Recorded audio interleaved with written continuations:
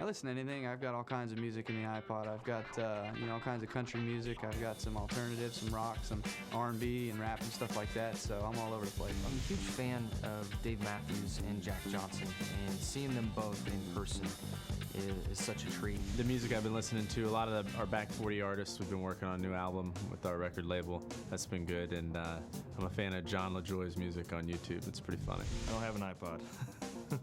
I'm a fisherman, man. We don't have iPods. We listen to like water trickling. TNT Sports presents NASCAR. Today, from the Pocono Raceway in Pennsylvania, it's the Pocono 500, presented by EA Sports NASCAR 09. Partly sunny afternoon here in the Pocono Mountains as we get ready for 500 miles on this 2.5-mile track. High temperature this afternoon expected to be near 89 degrees, should feel like 95 down there on pit road. Getting ready to go racing with 43 cars lined up on pit road. Glad you're along for the ride. Let's take you trackside and join the pre-race activities. Please remain standing for the invocation presented this afternoon by Pocono Raceway Chaplain, Monsignor Phil DeRay. Let us pray. Good and gracious God, we ask your blessing on all of us here at the Pocono Raceway. We pray especially for our military personnel gathered here with us. Bless our drivers and teams. We pray for a safe and good race. May the Lord bless you all. Amen.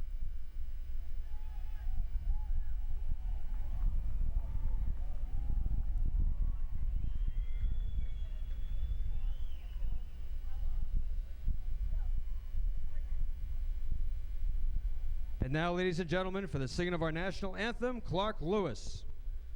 Oh, say, can you see by the dawn's early light what so proudly we hailed at the twilight's last gleaming, whose broad stripes and bright stars through the perilous fight o'er the ramparts we watched were so gallantly streaming, and the rocket's red glare, the bombs bursting in air, gave proof through the night that our flag was still there.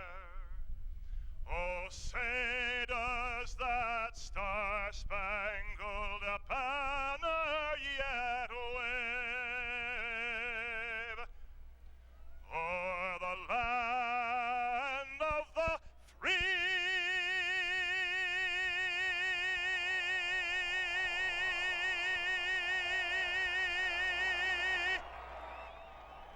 and the home of the brave?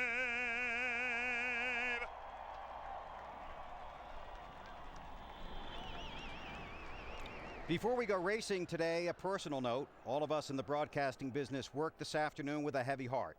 Award-winning broadcast legend Jim McKay passed away on Saturday. If you grew up dreaming of becoming a sportscaster, you could sit for hours to watch and listen to people you admired and respected. Jim McKay was at the top of the list. He was the ultimate wordsmith, finding the perfect way to describe any emotion or event, from excitement to disappointment, from grace to grief. The one thing I tried to learn from his work is that it's not how much you talk that's important, it's what you say. To his son Sean at CBS, Mr. McKay's wife Margaret, and their daughter Mary, all of us at Turner Sports and the entire NASCAR family send along our sincere sympathy. Jim McKay was 86. He brought elegance to eloquence. The man and his words will be missed. Today's virtual lap is presented by EA Sports NASCAR 09. It's in stores on June 12th. You think it's easy to get around Pocono? Well, now you can try for yourself with EA Sports NASCAR 09. It's a tough place and a long race. Moving closer to the command, let's get some pre-race stories from pit road, beginning with Matt Yoakum. Bill, 2005 winner Carl Edwards qualified 6th. He has the first stall off turn 3. He says he loves these hot, slick conditions. It's elbows up for this guy who loves this racetrack here at Pocono. To Ralph Shaheen. Jimmy Johnson's been carrying the flag for Hendrick Motorsports so far this season. He's the only driver to have gotten a win, and he did it on another relatively flat track. Phoenix. And when it comes to domestic duties, he's pretty good with the broom. He swept the June and July races here in 2004, his only 2 wins here at Pocono, Lindsay. Ralph, last Sunday at Dover was the first time Denny Hamlin has not finished a race since August of 2007. If he's looking for a rebound, and we know he is, Pocono is the perfect place. In 4 races here, he hasn't finished worse than 6. To Marty Snyder. Lindsay, can Casey Kane win from the pole today for the 5th time in his career? Talked to people in the garage area this morning. They say yes, the 9 car is dominant. And Kenny Francis just told me the key to the whole thing today, clean air. Keep the car out front, and they have this very first pit stall on pit road. That could be a big advantage when it comes to pit stops, Bill.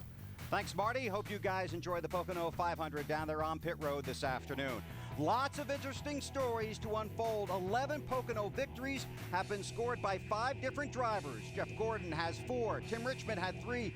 Jimmy Johnson a couple, plus Terry Labonte and Jeffrey Bodine for Hendrick Motorsports. Can they go back to victory lane today? Can anyone slow down Kyle Busch? He'll have to come from the back of the field in a backup car. 43 cars lined up on pit road. The fans are in their seats. Glad you're here with us on TNT. Let's take you trackside now here at the Pocono Raceway and get the command for this afternoon's race. Gentlemen, start your engines!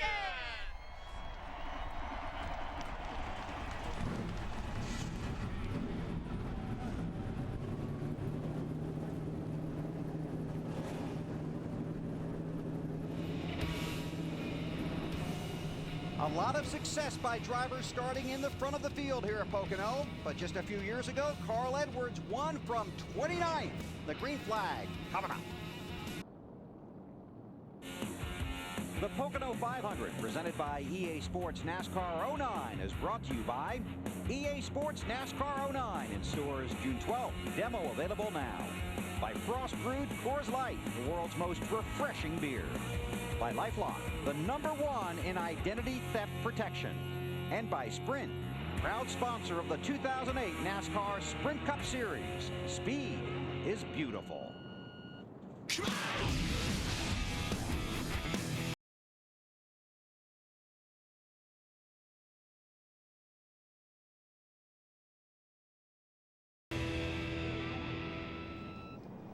TNT Sports presents NASCAR. Today it's the Pocono 500 presented by EA Sports NASCAR 09. Partly sunny day here in Long Pond, Pennsylvania. Temperature right now 83 degrees. Could get up to about 89 or 90. Could be a little hotter on pit road, and yes, there is a chance of precipitation, but that's late in the day. Hi, everybody. Bill Weber along with Wally Dallenbach and Kyle Petty. Welcome to the 25th consecutive season of NASCAR coverage on Turner Sports. Thanks for having us in for the race. We've all been coming to Pocono for a long time, but this isn't the same place. No, this is not my father's Pocono by any stretch of the imagination. I remember coming here in the late 60s, early 70s when I was young and watching my father run here. And all those years, they ran right on the curb getting into turn 1, right on the curb across the tunnel, and right on the curb through 3 and 4. This year, it's totally different. With the patch that they have on the racetrack, they're running high through 1 and 2, still run low across the tunnel, but they're running out in left field through 3 and 4 out on that patch. And they have a lot of other obstacles to try and overcome today. Yeah, this place is going to kill Valve Springs because they are ripping the RPMs right now. Very high, 97, 98. Probably guys even running more. You do this a lot at Pocono, so I think engines are going to be a big issue. I think brakes are going to be a big issue too, because normally if your car doesn't handle well, you wind up using more brakes. Not that you're on them harder, but you're on them longer. If it's going to be hot today and these guys are going to be slipping and sliding around, I think there could be some stories on brakes. I think Larry McReynolds will show us a little bit more on the TNT test car later in the program. Well, this is a marathon. You have to be patient, but you have to be fast to be around at the end. We'll see how it unfolds through 500 miles this afternoon here in Pocono. Here's the Miller Lite starting grid for today's race, and this is how the cars are expected to cross the start-finish line when they take the green flag. It's a little different from qualifying. You saw the front row of Casey Kane and Jimmy Johnson. A handful of cars have had to move to the back of the field. Already this morning on the grid, the 29 car of Kevin Harvick has had an issue. May have to make a battery change. If they do indeed make that change, they'll have to send Kevin Harvick to the back of the field as well. You continue to watch the starting grid as we roll through it. Wally's going to jump on the radio and see if he can't call up a driver. 4,500. Let's see if we can. I know Carl Edwards is checking his pit road speed right now. Let's see if we can jump in. Carl Edwards, this is Wally Dallenbach in the booth. You hear me? Go ahead, Wally.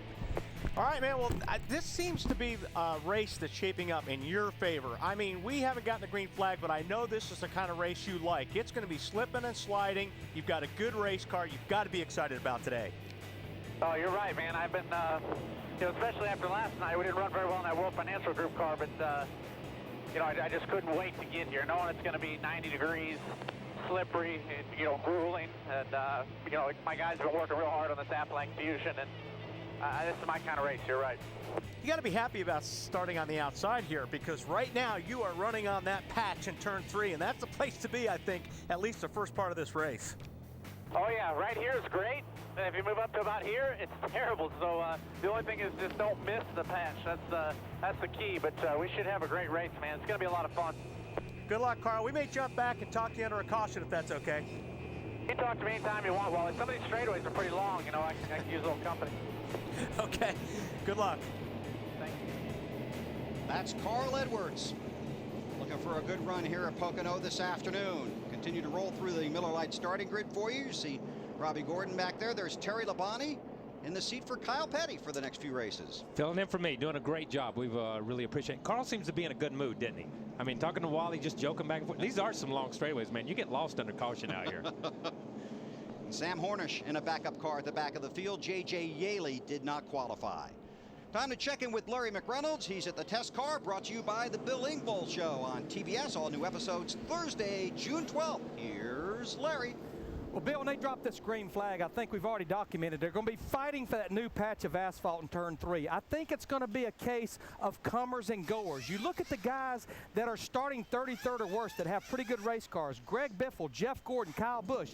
But how about some of those go-homers that will be starting in the top 10 that had to step it up for qualifying? You've got Scott Riggs, A.J. Allmendinger, Regan Smith, Joe Nemechek. Their cars didn't look that good yesterday, but we know it's going to be hard to pass. We feel like as hot as it is, every time you come to pit road, you're going to want to get 4 of these Goodyear babies to make that car feel good. So maybe the only way you can get up there is through getting off sequence. And Marty, maybe Steve Letarte can tell us a little bit about that. Yeah, let's talk to the Pocono master of strategy from this race last year. He called it with the rain. You start way back in the field, Steve. How are you going to get Jeff Gordon up to the front with strategy today? Well, one beautiful thing about Pocono, if you're close enough to the front, you won't lose a lap pitting. You can race it a little bit like a road course. You can come real early, try to get your track position. But, the DuPont Chevrolets just been a little bit off all weekend. We were okay on Friday, didn't get the qualifying spot we wanted, but I'd like to thank Chad. The guys at the 48, they tested real well. We brought a lot of their setup stuff back. I think we're head and shoulders above where we tested, and it's not where you start, it's where you finish. So we're hoping that works for us today. What was your last second advice to Jeff real quick? Just be patient. 500 miles around here, it seems like 2 races everywhere else. And don't panic, be patient, and he knows. He's done this a long, long time. He knows it's where we finish, and if we have a 10th place car, let's get 8th. If we get 8th place car, let's get 5th. Bill, I know it's hard for those drivers to be patient. You're up there with 2 of them. They're very impatient, aren't they? Yeah, and that's not even necessarily on the racetrack. Just over a lap to go before we get the green flag here at Pocono. Let's go back downstairs and check in on Matt Yoakum. Bill, Kevin Harvick qualified in the 28th position, but he too will go to the back of the field. They had to change the battery on the grid, some type of electrical issue on the 29. They've got a good battery now, but he's got a lot of traffic in front of him. Thanks, Matt. And there you see Harvick. So he will have to move to the back. Kevin Harvick dropping to the rear of the field. Kyle Busch is already back there. He had an incident in the first practice session here on Saturday. He's in the backup car. Sam Hornish in a backup car after a crash here on Saturday in the happy hour practice session. So that makes an already difficult task even harder. Larry, how about the battery issue on that 29? Well, the bad thing is, as Matt pointed out, they're going to have to go to the rear of the field, but it's a pretty simple change. All they have to do is take the left rear tire off, and there's an aluminum door here with cam locks right in front of the left rear tire. There's the battery. They take that door off, and then what they do is they just reach in. It has like a marine or aero quick disconnect. They take that battery loose, they put the new one in, put the door back on, tire back on. No problem, no issue, except starting at the rear of this 43 car field. Larry, what would be the reason for that? Yeah, I don't understand it unless they left something on, Wally, because one of the things that these guys go through in their pre-race checklist is checking the voltage of the alternator when they're warming the engine up. So evidently something must have got left on that drew that battery down and the car wouldn't even crank. Yep.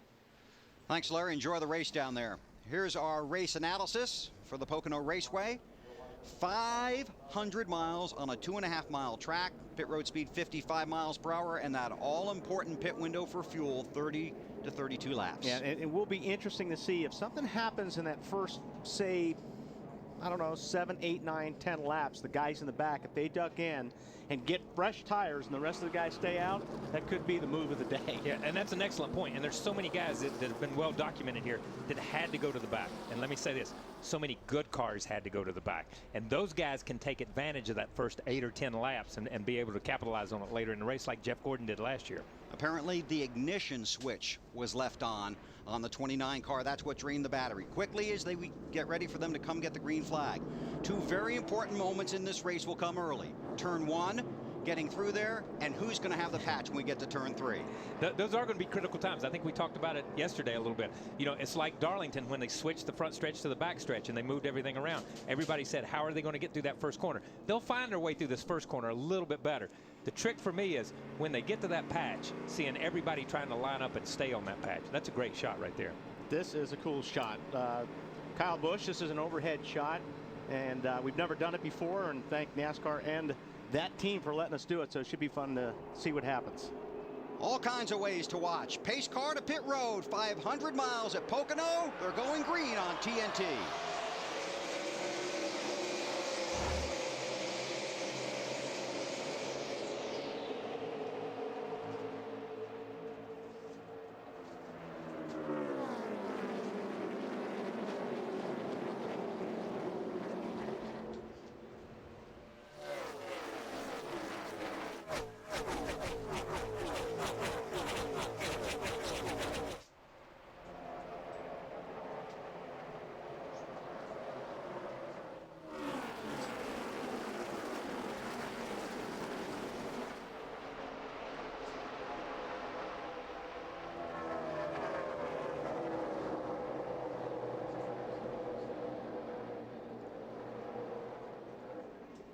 Through turn 3, Jimmy Johnson with the lead. Carl Edwards on the move. Tell you what, Carl Edwards went to the bottom on that field, Kyle, and took off. And I tell you, I pointed it out on the I thought Carl was going to force the 11 to go to the outside of the patch when they first got there, but Carl went to the bottom and hooked up on these new tires. Yeah, new tires. New tires are critical. But we saw the outside line be the fastest line through 1 and 2. You know, very rarely do you see a start of a race where the outside line pulls away, except for like Daytona or Talladega, a place like that. So that was pretty strange. But that's where they've been running ever since they got here. Dale Earnhardt Jr. in the 88, Regan Smith in the 01. Then the 84 of A.J. Allmendinger, who had an outstanding qualifying run. Qualifying here was rather bizarre because the guys that went early were fast, and some of the guys that went late were fast. The guys in the middle didn't have a real good run. And it's a pretty consistent racetrack. It has been in the past, so it was kind of strange that you were good, bad, good, and it was all about the racetrack. You know what I've already noticed, Kyle? You remember you used to go down to turn 2, and if you were on the outside and you had a guy on the inside, you had to let him go. Now, seems like guys are wanting to stay on the outside because if they can go through 2 on the outside, they're in the right spot going into 3. Jeff Corton was just doing that. Yeah, that's a killer point because I never wanted to go on the outside of him. I didn't want him to use my car to get through to the tunnel. On board with Tony Stewart as he tries to work his way through the field here early. Stewart comes in off the disappointment at Dover last Sunday. Caught up in that early race crash, finished 41st. 2 disappointing races in a row for Tony. The heartbreak at Charlotte, the wreck last week. You know, I think we talk a lot about the Gibbs organization and what Kyle Busch has done. But you look at the 20 car of Tony Stewart and Denny Hamlin, and, you know, but for just a little bit of luck, these guys would be sitting on 6 or 7 down in 3. Organization. See Tony taking a look down there below the strip of asphalt they've laid down in 3. You got to be a little bit crazy as a crew chief, okay? Because this is what I'm saying. They say the same thing about drivers. Yeah, but all week long you practice on the patch and they drop the green flag and you go to a totally different place on the racetrack and then complain because your car doesn't drive good. You know, typical drivers. But they are trying that now because the grip is so good in those new tires. It's probably going to, it's as good as it's going to get right now with these tires, like Kyle said earlier on the first lap. That's where you want to be down there. Regan Smith in that 01. Good qualifying run out of him. Started from the 4th spot. On board again with Tony. Through the tunnel turn. Just really going easy on that throttle right there. And that's just a fact. It's just no grip. You've got to just lay the gas down on the bottom. But, you know, a couple guys have done that with Yo Woman. I'm not sure Regan Smith is handling right now, because that's the second time he's been passed down there. But you see him come back to the inside. That's almost a Tony Stewart slide move right there. And you heard guys, here they are 3 wide. And Allmendinger doesn't care where they're running, because he's going to go somewhere else. He's going to go, but he caught him, like you said. Maybe the 0-1 checks up a little bit. Tony drives down in there. Hang on, AJ. That was almost the wrong kind of slide move. And I think we're going to see a lot of that today. Yeah, you know, some of the drivers before talked about using the slide move up here in 3 and 4, going in across the flat, sliding back up to the grip, to the patch and getting the grip. And you kind of saw it with Tony, which made the 0-1 check up a little bit. And when he checked up, then the 84 got a run at him. Yeah, I think we're going to see that a lot, not only in turn 3, but in turn 1. Oh, yeah. Let's go back and look at that. A.J. Allmendinger in the 84 car, Tony Stewart in the 20 car. And I don't think AJ he really didn't have the right arc getting into the corner, because Tony was up there, so he had to pinch the car a little bit. Tony was there. He did a nice job, not only not wrecking the car, but keeping that off Tony Stewart. He did a really good job. That's a big sigh of relief if you're a Tony Stewart fan after what happened last week. That's a big sigh of relief if you're an A.J. Allmendinger fan, okay? Tony's working that thing. That thing's a little bit out, it's a little bit back in. You can see the front wheels going left and right on it. I think that's the way you're going to have to do it today. I mean, if you think you're going to get in the pits on the next pit stop and fix these cars, it ain't going to happen. Yeah, the sad part is we're only 4 or 5 laps into the race and they're already driving that way. Jimmy Johnson continues to lead. Jeff Gordon, one of the drivers on the move, has gained 8 spots.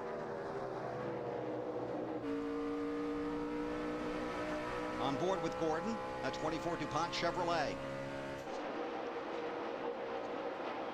There's Dave Blaney in front of him. Ryan Newman in the 12, carrying the Kodak colors this week here in Pocono. That's a really good shot of the patch, but you see Ryan come up off the corner and kind of gain on the 24 right there. Let's check with Marty Snyder. I just talked to Steve Letarte, and he told me about Friday's practice. They felt like they were pretty good in this 24 car on Friday's practice, but Jeff messed up the qualifying lap. Then yesterday, the car was complete junk. It didn't change a whole lot, so they weren't sure what direction to go. But Steve told me, I'm not really worried about it. This is how we've been all year long, about a 14th, 15th place car in practice. But lately, we've been racing much better. So far, Gordon in front, Bill. It's where he finished the race 1 year ago. There you see Jeff Gordon. He's gained 7 positions. Harvick also forward 7. Early laps here at Pocono. Jimmy Johnson, the race leader, followed by Casey Kane, the pole sitter. You're watching the NASCAR Sprint Cup Series live on TNT.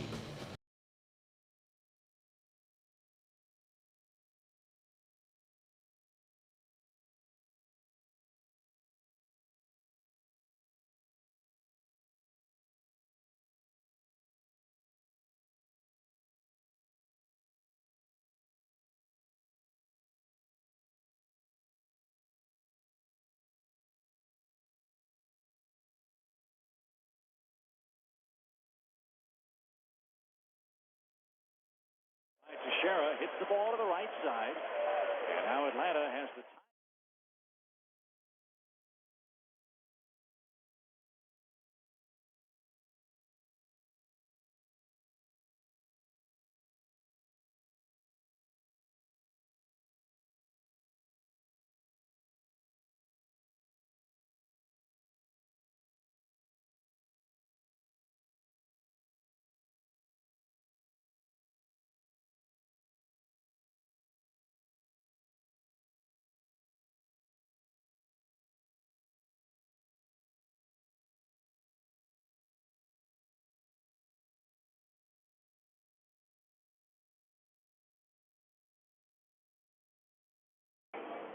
We're back here at Pocono Raceway in Pennsylvania. Jimmy Johnson continues to lead. We apologize for our audio difficulties. We hope to have those fixed for you. I asked you if I could unplug this. I told you not yes. I told you not to touch anything. Casey Kane has been working on Jimmy Johnson. Here's another battle. Regan Smith, A.J. Allmendinger.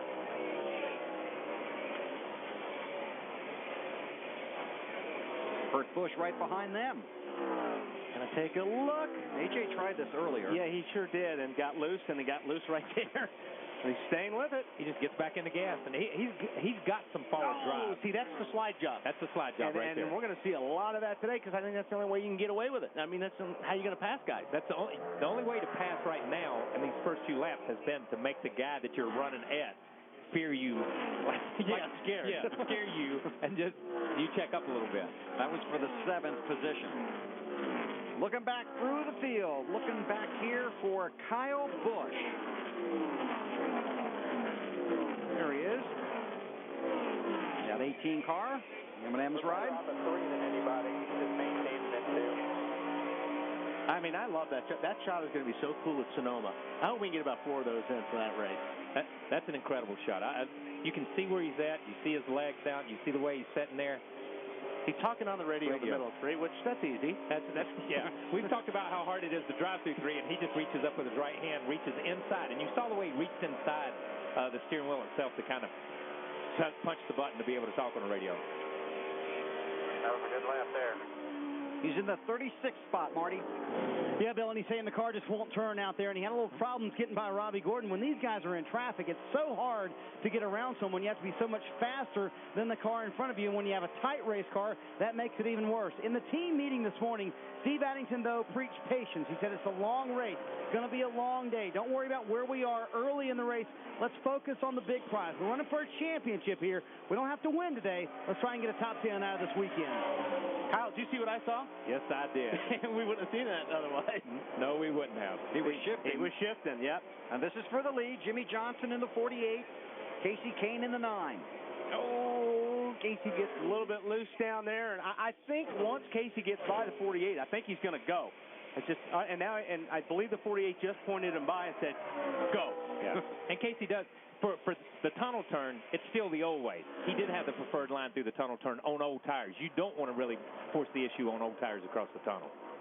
Kane started from the pole, but Johnson got the lead on the opening lap. Now we'll see right here.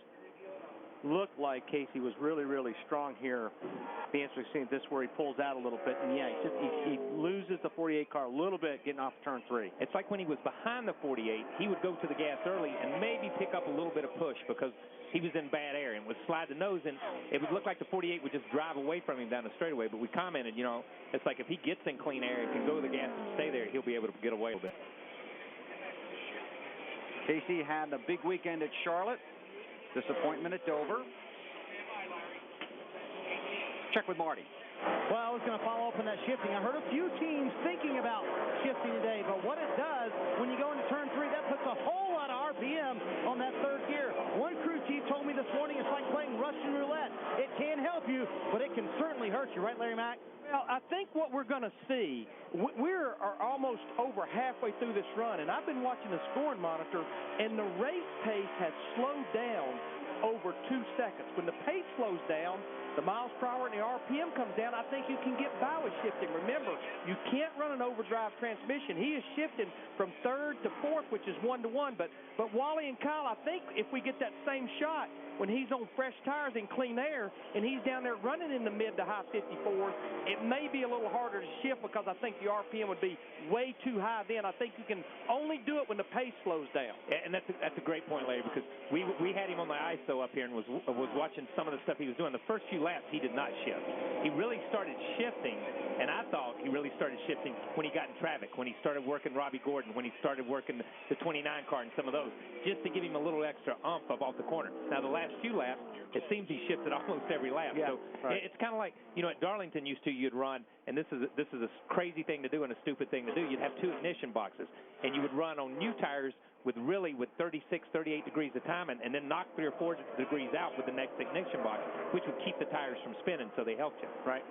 That's a good point, and all you're trying to do is it actually helps your traction. That's what you're looking to do. It helps traction, and you maximize your RPM, and that's what he's trying to do by shifting right there.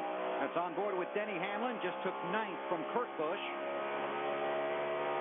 By the way, Casey Kane's last lap was about 3 seconds slower than his pole-winning speed. Check with Lindsay.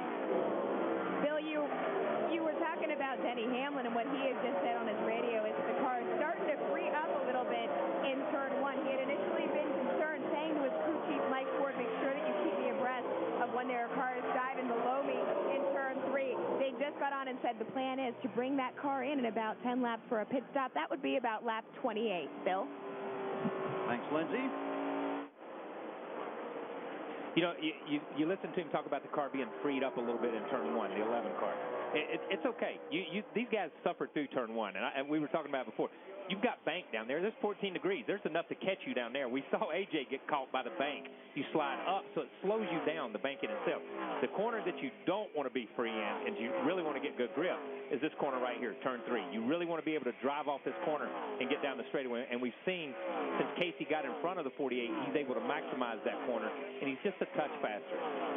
Yeah, because this leads to that long straightaway, and if you want to go fast somewhere, it's on this long straightaway. That's where you want to get off this turn 3. Pocono has been won from the pole 12 times, including 5 times in the last 14 races. Pole sitter Casey Kane out front.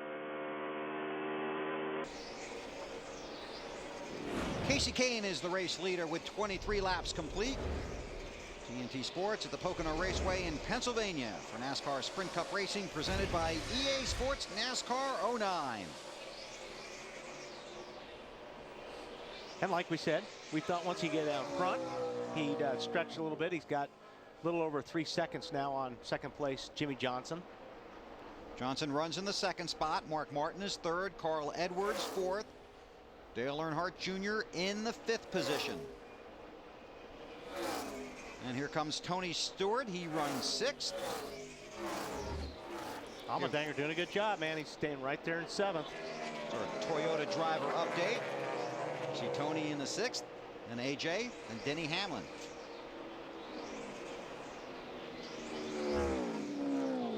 Yeah, some of these cars still look like they're going down the racetrack sideways. Like Allmendinger's car. They do. You know, and a part of it's a little optical when you stand behind them in the garage area. The right side corner panel is really straight. They have really straightened those out. So the rear's offset a touch body-wise, but then when you put that rear end in there with that little bit of toe in it, it just sends you around. There are 3 guys running in the top 11 doing a real good job so far. Joe Nemechek is in 11th. Regan Smith is 8th, and AJ Allmendinger is 7th. Marty. Yeah, let's give some credit to him. Good call there, Wally and Bill, and he's done a terrific job. He hasn't said a whole lot on the radio. Had that anxious moment early in the race, but the car, he said just moments ago, just a little bit tight, but they've done an outstanding job qualifying up front, keeping the car up front. I asked AJ one goal for today earlier. He said, laps, that's all I need, little seat time. You got Scott Riggs running in the 12th spot. You got Dario running 14th. I mean, there's some guys that had to qualify on time, that put in really good laps, and you thought it and you say, okay, they're star cars. They got to qualify on time. And then all of a sudden, when they drop the green flag, these guys have stayed right there. And Dario Franchitti back in the car this week after getting injured earlier in the season. Has not had a lot of laps, obviously, in recent weeks, and not a lot of experience here, really. No, not a lot of experience. And to come back from an ankle injury, to come to a place where you're using this much brake and you're driving the car the way you are, you know, I think I'd have picked a place like Daytona or Talladega where it's just right-footed driving, not really left-footed driving. Franchitti making his Pocono debut here this afternoon. There he is in the 40 car.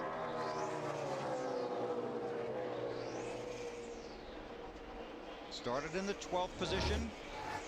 Currently runs 14th. Getting closer and closer to green flag pit stops, it looks like. We'll take a break, come back to Pocono. You're watching NASCAR on TN. Back at Pocono, under caution for debris. Field to pit road. Here's Matt. First car to hit his stall is Carl Edwards in 4th, as the car was just too tight, especially on what he considers the most important turn 3. They've tried to free it up so that way he can get back in the gas so much sooner. Ralph? Jimmy Johnson has been starting to get freed up. He's not sure what's going on because it was loose going into 1, so they're going to go up on the left rear panhard bar. Marty. Kenny Francis, the crew chief for Casey Kane, told everybody to take a deep breath and relax on the stop. Took him a while to get the lead, but once he did, he was able to stay out front. He said it's a little bit tight, exiting every corner up half around on the track bar. So far, a good stop for these guys. They will win the race off pit road over Jimmy Johnson. Lindsay. Marty, Denny Hamlin's car was in and out. He had said that he had a skating condition in the back of his car, so they made an air pressure adjustment, took down the track bar a hair, and they're trying to correct that issue. Thanks, Lindsay. Casey Kane wins the race off of pit road.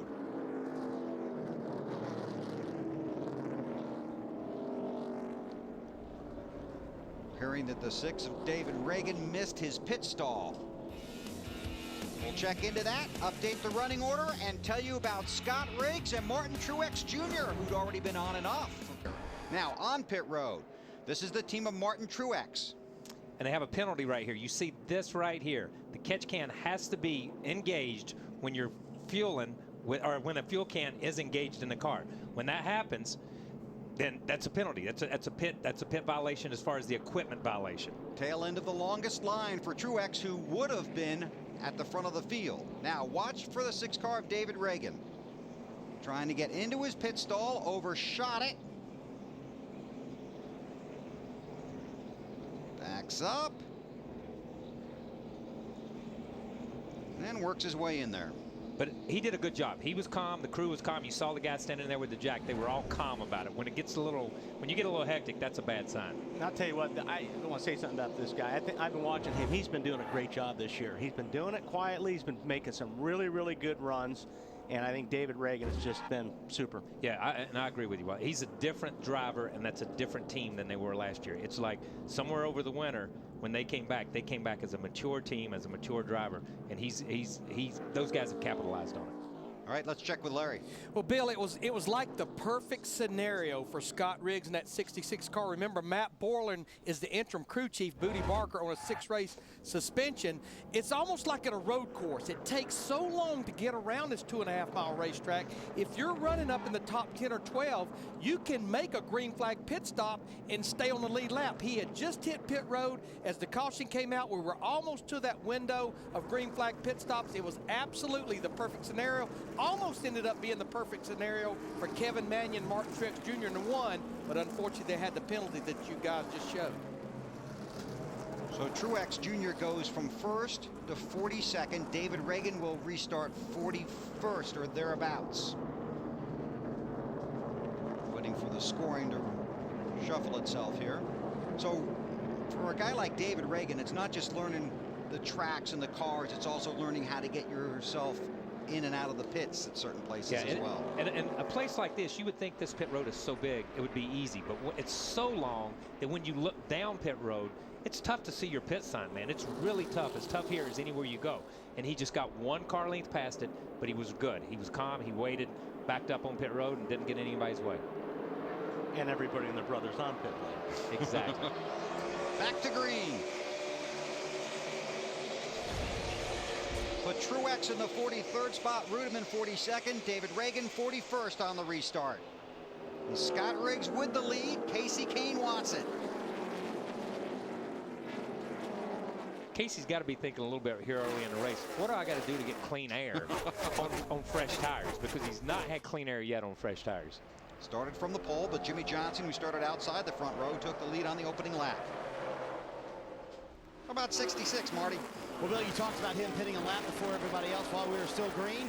Part of that reason was because they had paper on the front of the car covering up the grill, so the water temperature was going up. So sometimes it's good to be lucky, but Scott Riggs certainly has had a very good car all weekend. And I think you'll see Casey Kane be a little more aggressive early in this run. Remember how long it took him to get by Jimmy Johnson? He wants to get by Scott Riggs fairly early if he can. Well, he was a little bit aggressive there in turn 3, Marty. He's going to pay the price for it because it looks like Jimmy Johnson may just steal that spot away from him going down into 1. 3,700 foot straight away. Johnson takes the 2nd position. And Jimmy Johnson's car was a little bit better like the first 10 or 15 laps. It was at the first. It was at the first. On new tires, it was a lot better. And you saw Casey. He dove in under the 66, and he thought about it, and with those left sides on the old pavement and the right sides on the new pavement, it just walked up. And I'm telling you, he got a run up off turn 1 there. Into the tunnel turn. Jimmy gave that up a little bit, but he didn't want to give it up as much as he did earlier on old tires because Jimmy could have almost went down in there on the outside of it. It's also only lap 33. 33 of 200, so give it up, Jimmy. You're all right, man. See Mark Martin in that 8 car running in the 4th position. And Earnhardt Jr., Carl Edwards. Allmendinger's team with a good pit stop kept him in the top 10. I was impressed with Allmendinger's pit stop because a lot of times you see guys or teams that aren't used to running up front. They can run up front until the first pit stop, and then the team takes you out of the equation and moves you back to where you should be or where you run a lot of times. But his team moved him forward. They did a great job. The Red Bull group did a great job at the All-Star Challenge pit crew. But the flip side of that is true too. If you're not running up front, a lot of times nobody sees your pit stops, and they don't know how good your guys are doing. And that's true. But I do believe this too. I believe that shows that whether you're running 35th or 40th or 25th, these crews are all pretty equal too, like you see these cars and drivers are. We talked about the 66 car. They came into this race in 36th position in owner points. So this is a big run here for Riggs. And we talked about it. Riggs had worked their way into the top 35 because of some of the stuff that went on at Charlotte and some of the penalties they experienced. 150 points worth of penalties. 150 points knocks you back out to having to qualify, and that's a bad place to be. And Riggs, they were there last year, and they struggled and worked their way, and Booty and those guys worked really hard. To having a great run today, or running, if he can continue and close on this deal, will be a big boost for that team. Casey Kane looking for the lead once again. Inside of Riggs as they head for turn 2. Riggs will give this up. And Casey's car is just really, really good right now. Made that look pretty easy. So Casey Kane returns to the lead. Earnhardt Jr. inside of Mark Martin. And Carl Edwards thinking about coming along. Look out.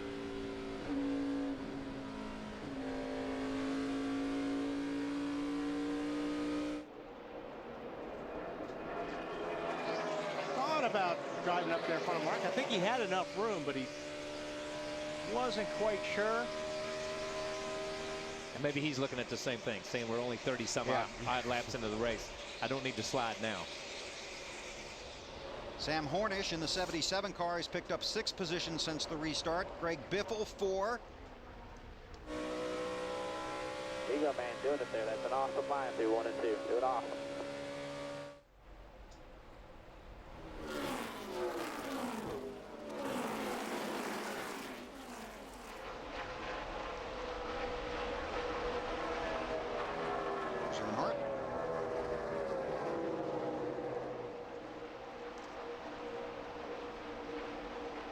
You can see everybody continues to run that patch right now. You know, nobody's really venturing too far, especially when they're by themselves. They're not venturing too far off of it. You'll see a couple of them drop their left sides off or their right sides.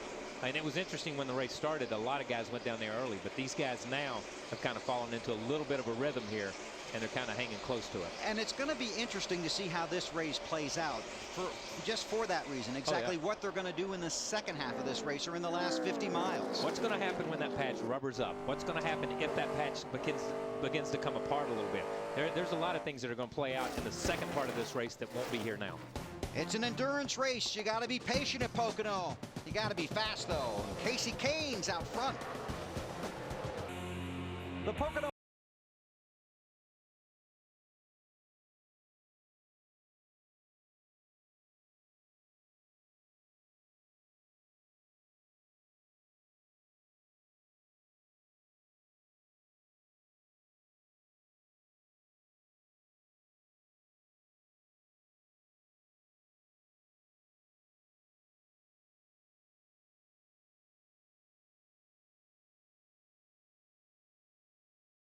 The Pocono Raceway in Pennsylvania, we're under caution for Kurt Busch. Let's take a look.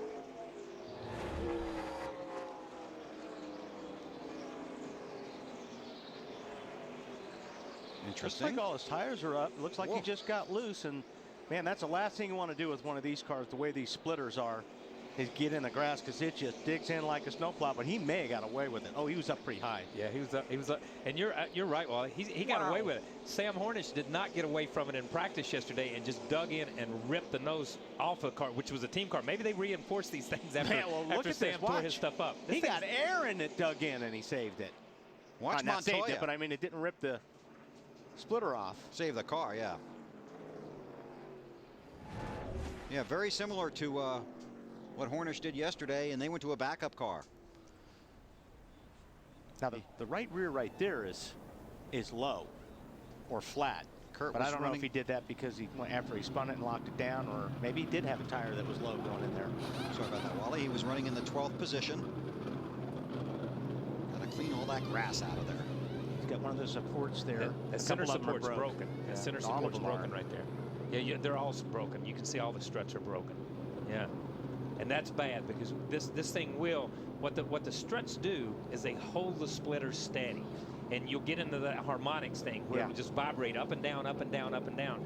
And when it starts doing that, it'll break a lot of stuff from ductwork to how it's connected to the upper part of the body. So that can be something that they may have to come back in and put struts on. And once that thing's gone, it's gone. Yeah. I mean, then it takes a long time to fix. Well, it's just like we were talking yesterday. Hornish, it's hard to believe you can spin at a place, tear your splitter off, and have to go to a backup car. And that's exactly what happened to Hornish yesterday. That's how critical that is. No lucky dog. They come to pit road. Matt. Carl Edwards had faded from 6th back to 9th as he peels off to his stop. They are calling a 2-tire change going to go on the jack. Edwards said they had made the car freer into 1, but he still needed help off turn 3. It was still way too tight. He's away, Ralph.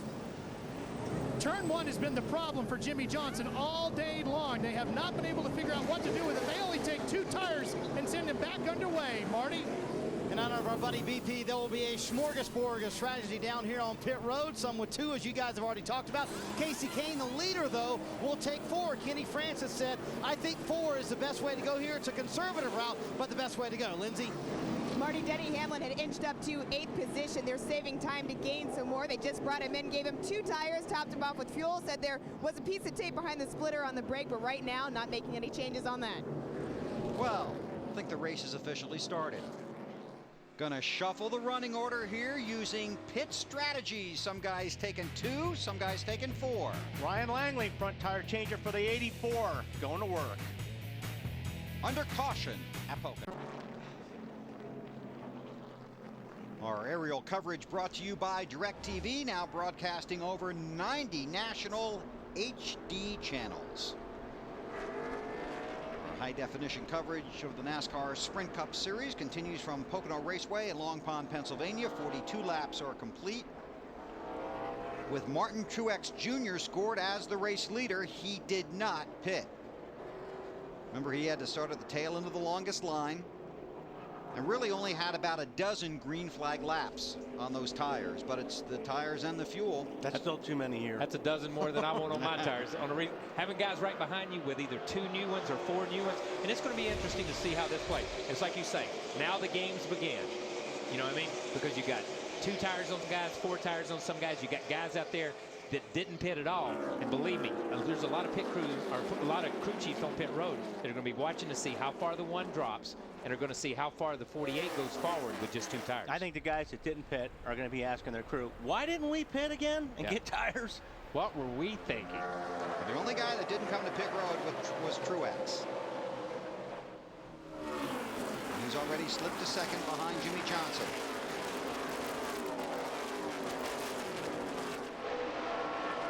Here's where it'll show in the next few laps is turn 3. On board with Tony Stewart, looking forward at Mark Martin.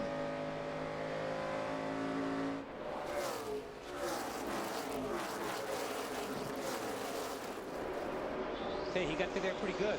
Of course, Mark's his teammate, so Mark's giving him a little bit of room. Yeah, you know what I mean? Mark didn't force an issue on him in turn 3. You're still going to have to give a lap or 2 before you get these things up to pressures and temperatures and all.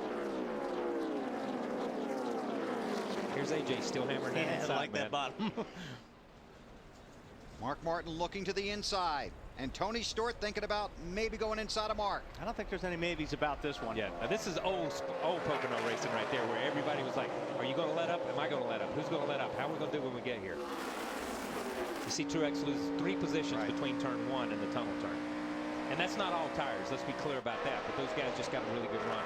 Well, they know that he didn't stop. Yeah. Here comes Denny Hamlin in the 11.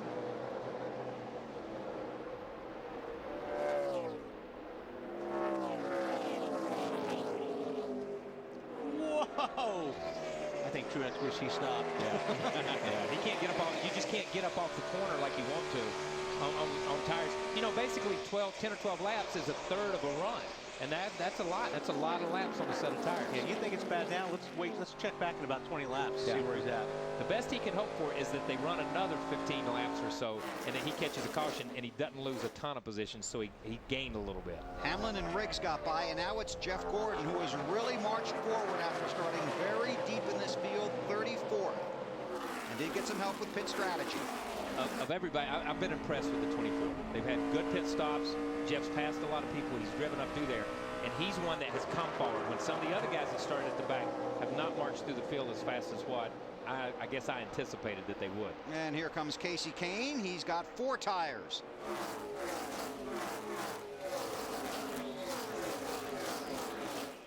And we're going to say the no tire. I think we already said that to Kyle and I. Oh. Ooh, Kyle Busch. Caution is out. Yeah, that's a hard. Until we see it, it's hard to see really what happened here. And we'll fix it. Mr. Truex is extremely happy about this caution. Go to the garage. Go to the garage. You can see from his head movement there, he's a little upset. He is the championship leader, halfway to the cutoff point for the chase. Jamie McMurray in the 26. Yeah, he was trying to squeeze in a spot that wasn't there, and McMurray didn't give him any room. But still, I mean, he drove up into the 26 car. Yeah, he come up from the bottom of the racetrack. You see him coming up. McMurray's going to the right there. McMurray turns right. It's plain as day right there to try to get away from him. But McMurray's not going to check up and give him that hole either. You know what I mean? And that was a pretty aggressive turn to the right, too. Yeah, that was a really aggressive That wasn't like move. I'm coming, giving me some room. That's like I'm coming, you better back off. On board.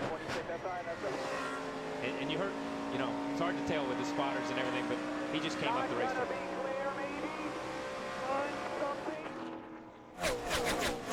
I didn't hear the spotter. What did he say, Kyle? He said 26, and about the time he said 26, he turned over. He got into the 26. Yeah.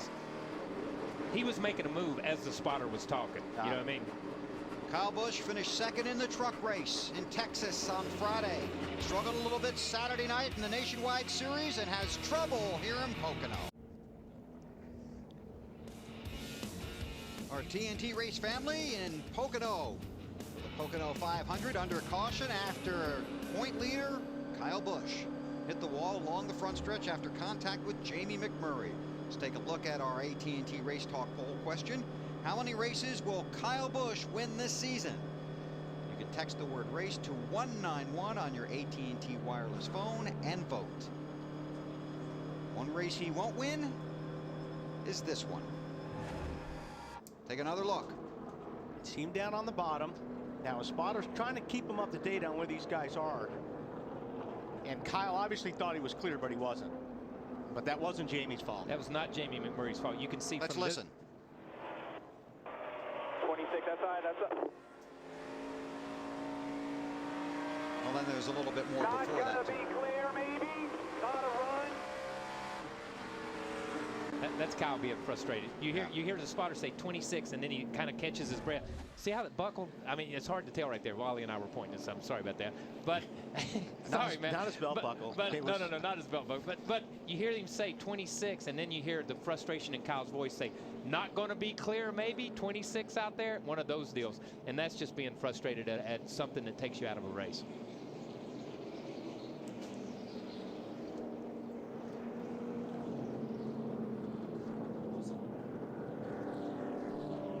So the field under caution here at Pocono. Several drivers have taken the opportunity to come to pit road. So this is where the strategy will change dramatically with 49 laps complete.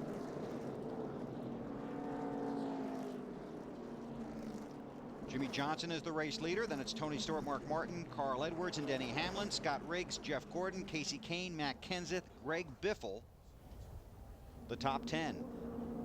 See the lights out on the pace car, be going green this time. And I think Truex came in and got tires, but I couldn't be mistaken. He came to pit road. He was one of the cars that came to pit road. Yeah. Oh, I don't think you're mistaken. I think he got 4 and 1 in the trunk. Yeah.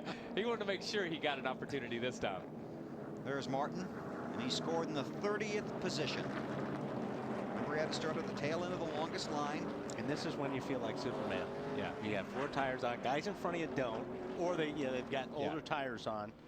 This is when you make the hay. But one thing is, there's 43 other teams out there, 42 since the 8 teams in the garage area, that learned off what Truex did. They won't be doing that. Exactly. The rest of the day. I don't think you'll see it unless there's 3 or 4 laps to go and we're getting ready for a late race deal. You won't see somebody stay out and try to keep It won't position. be a driver's vote. No, it will not be a driver's vote. So the field works its way through turn 3. Work out the numbers for you, but basically the guys at the front half of the field opted to stay out on the track.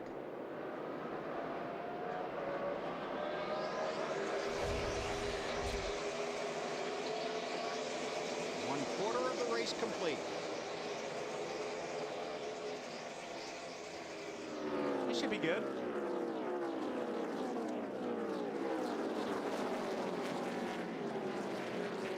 That's pretty cool right there. Yeah, Because this is the way it used to be at Pocono when you come here with those. Much way to the center. But this is the feeling that you kind of get in this car, isn't it? When you're heading down into turn 1, that you're going to see a little bit more of that kind of stuff? I was hoping that as the race went on, we would see a lot more of what we're seeing right now. And it has been. If you go back to the restart of the race, they didn't do any of this on the restart. They were very tentative getting into turn 1 and turn 3. All of a sudden, they've got some laps under their belt running in close proximity to each other. And now they're diving to the bottom. You see Carl on the bottom right there. You see the 12 car on the bottom still running.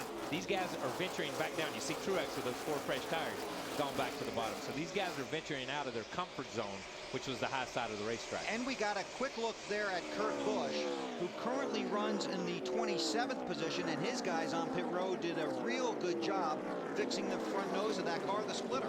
Well, they really did, and I thought it was going to take a lot longer, but they came out with the drill, and they just drilled 3 or 4 new ones in, and he's good to go. It was amazing. I'm going to get that.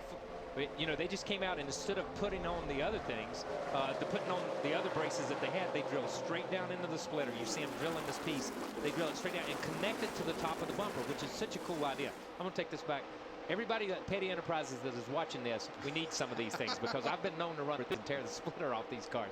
But this is such a quick fix. And if you look at it when they all back away, it shouldn't affect the handling of the car hardly at all. And you can't underscore the point enough, as you see Jeff Gordon battling with Casey Kane in the upper left, that those splitters are so fragile, it doesn't take a lot to damage them. Marty? And let's give tremendous credit to Pat Tryson and his crew. Kurt was obviously very upset on the radio, as you would imagine, Bill. Very upset with himself, kind of got angry on the radio. But Pat Tryson the entire time stayed calm and never got over anxious about things. They came down, they made 3 separate stops, fixed that front splitter, kept him on the lead lap, and maybe kept him in contention for this win. That's how Pat is, though. I mean, Pat's one of those comments. If Pat ever got mad, I would leave the county. Because I think he could really get mad. Yeah, but it takes a lot to get him upset. It does. Yeah, he's the kind of guy that when he gets mad, you don't need to be anywhere around him. I don't think I've ever seen him in all the years that I've ever been around be upset coming out of the track. I've seen him all but suspended and put on probation, and he just, yeah, that's the way it is. I'm just going to go home now, and I'll watch you guys on TV. Greg Biffle with a nice move there to pick up a couple of spots. Biffle in the 16. That's Kenseth behind him. That's Gordon Earnhardt, teammates out of Hendrick Motorsports. I'm going to tell you something. The 24 car is struggling a little bit after this restart. He's lost 3 or 4 positions just in the last lap and a half or 2 laps since we've been sitting here watching. Once the 9 car got around him, these other 3 guys have driven pretty much around him. Gordon runs in the 11th. See, he'll take a ride with Jeff Gordon. Goes into the tunnel turn here. On the throttle, a little bit of brake. Let it float down in. Easily. There's a 3rd spot right there. Denny Hamlin takes it from Mark Martin. And here comes Carl Edwards.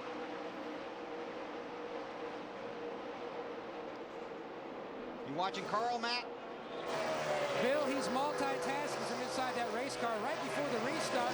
He now has Mark Martin back in front of him. He lost him for 2 laps, but he says, you know, I've got a weird feeling. I have a hankering for some steakums for some reason. But he does say also, keep an eye, there may be some weather in the area. And then on top of that, he says, my car is still a little tick on the tight side off turn 3. We're going to need to work on that a little more on the next stop. This is for 6th right here. Scott Riggs in the 66. Casey Kane, the pole sitter, in the 9. Budweiser Dodge gets the position.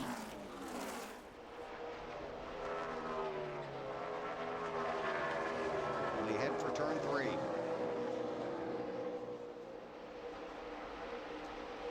know, Denny's one of those guys that we talked to him in some of the pre-race stuff, and he was just really, it almost looks like he's got a little damage on the right front there. Look at the right front of this car. It's caved in. He's gotten into somebody on a restart. Now, it doesn't appear to be hurting him because he's driven up to 3rd place, but this thing is caved in right there on the corner. Well, since you brought it up, let's see if we can find out how that happened. Butch Hamlin pulling out of his pit stall. Wow. That'll cause some damage. Lindsay?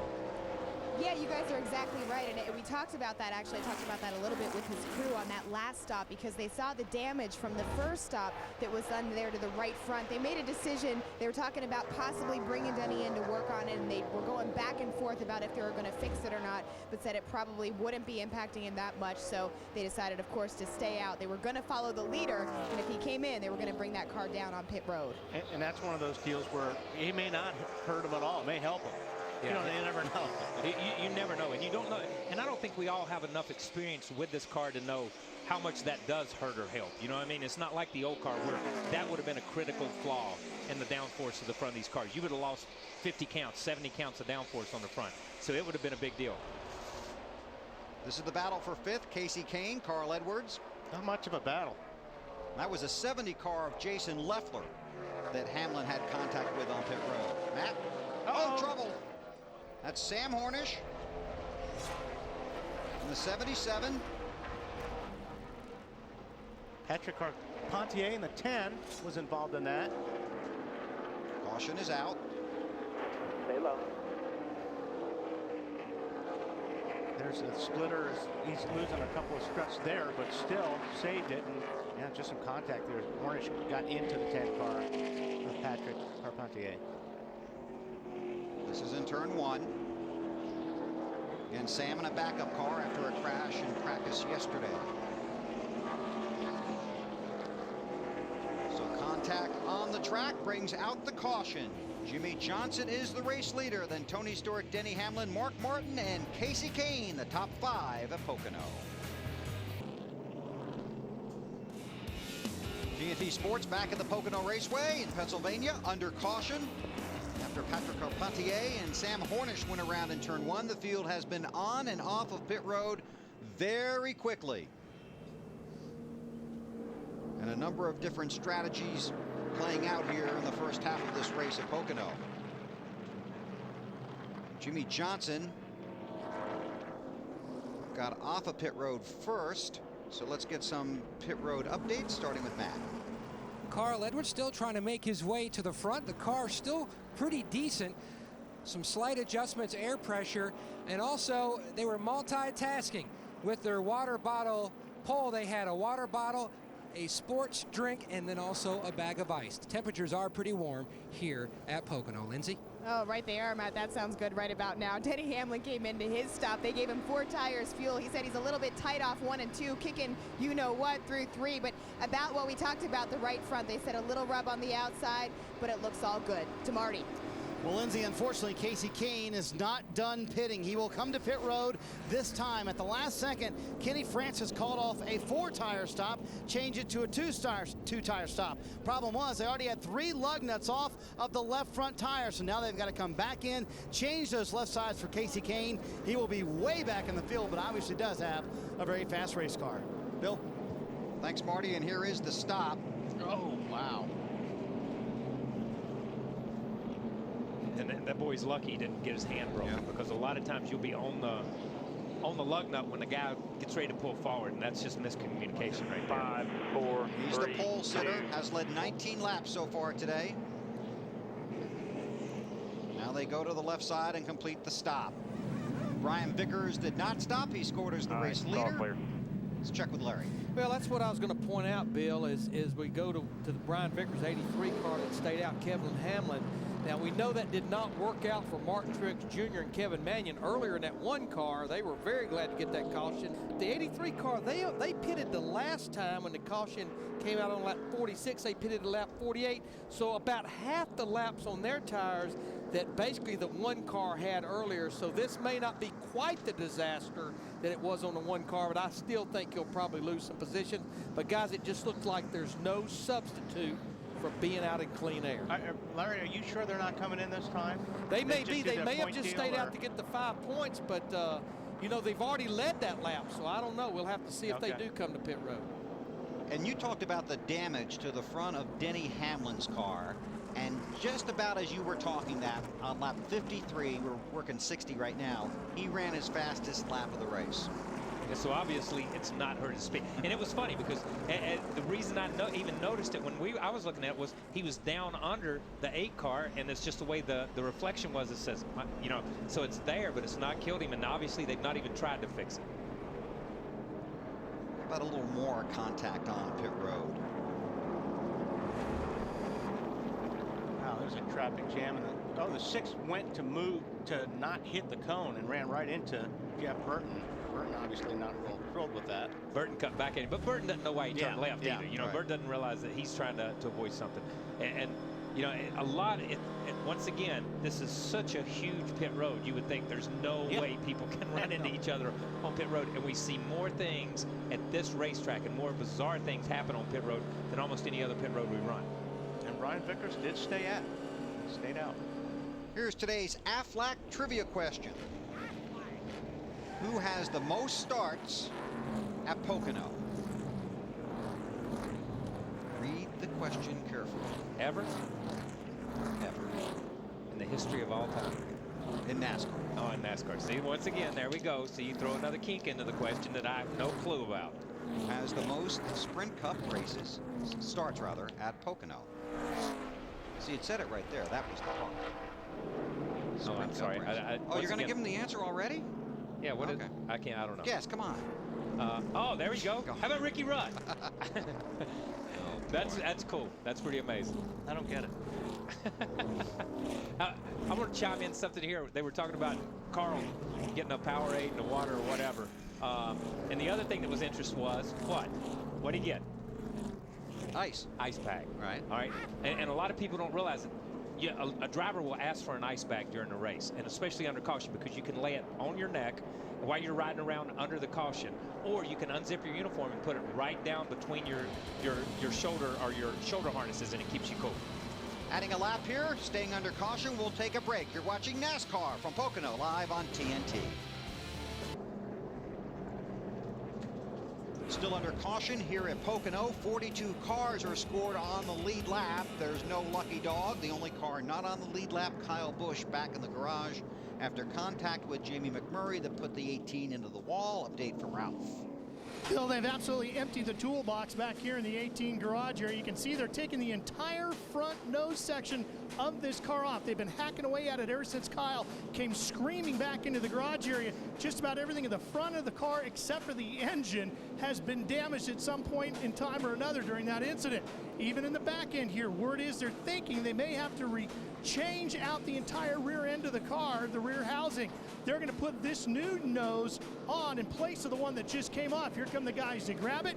Kyle, meanwhile, is up in the hauler taking a look at the video, Matt, trying to figure out what happened. Ralph, issues on that last pit stop for Kevin Bono-Mannion and the one team. What happened? What hasn't happened today? I mean, it's been, you know, we made a quick pit stop on lap 27. Next thing you know, the caution comes out. Everything's cool. We're going to be the leader. And had a pit road violation with the man with the catch can. He slipped and fell down. He got back up, stuck the catch can in, but that's a penalty, having it out, not during the whole time during fueling. And then the last pit stop, we just got blocked in. So when you qualify as poorly as we did, you know, you're stuck back here. And the 16 was doing 4 tires, and he was just pitted out a little bit, and we had to come in at a different angle and had a backup. It's just Pocono and different strategy, gas only, 2 tires, 4 tires. People, it's just really difficult to pass. So trying anything we can to get our track position back, and we're 70 laps into it, and we're back to where we started. So we'll just see what. Hopefully, the second half of the race goes better. They're just hitting reset here, but they were going for 2 tires on that last stop to try to pick up some track position, and that issue on pit road cost them. And to close the loop on the 18 car real quick, you ask why they're cutting the nose off and putting another nose on. The problem is there's a minimum speed that NASCAR has implemented, and we've already documented how slow the speeds are slowing down anyhow. They're just barely running minimum speed. What NASCAR has told them in the driver's meeting, they're just barely running their minimum speed with their regular stuff. So if you go back out there with a crash car, there's no way they're going to let you run like that. And just to point something out, Kyle, when you play with the toys up here, they'll quit. bury you in the truck. No, don't quit. I'll quit. But they will bury you in the truck. I will quit. For I'm the not fun touching of it anything only. else. You got to keep trying. You got to learn, right? You got to learn. I'm getting ready to go to the toys right now. The Fresh Start is brought to you by Subway Restaurant. Subway, eat fresh. Green flag back in the air at Pocono. 48 jumps out right away, trying to take that spot away from Vickers. He wants to be in that clean air. And the situation here is, again, you have a number of cars that took 4 tires, some that only took 2. The 83, he's the guy that didn't stop. Didn't stop. Didn't stop. And what did Larry say about that? It may not be as bad for the 83 as it was for the 1, but it's looking awfully bad for the 83 right now. Vickers hanging in second. Matt Kenseth on the march. That's 17. See how they're going side by side through there? I mean, yeah. I know it's on fresh tires and stuff. But you know what? Maybe with the old car, and I've not raced the new car up here, I'll say that. But maybe with the old car, it had so much downforce, you felt really comfortable being, just driving it off in there and sticking it. Look at Biffle down low. Biffle down on the inside. But, you know, with these cars, they don't have as much downforce, so everybody tiptoes in. So maybe it allows you to get a little bit to hang out there because they're going so slow across the tunnel. And see, now Biffle's down on the inside. The problem is, I mean, the draft plays here at Pocono. Trust me, when there's 40 cars lined up on the outside and you're the only guy on the inside, it just really hoses you. Looking at that FedEx Toyota, Denny Hamlin. A little bit closer look than Biffle wanted to see. Right on the rear bumper of Greg Biffle. Here's the bump draft. 7, the 11 pushing you. Hamlin taking the spot. Another thing we see you can do with these cars is the bump draft. Yes, you can. And it really helps.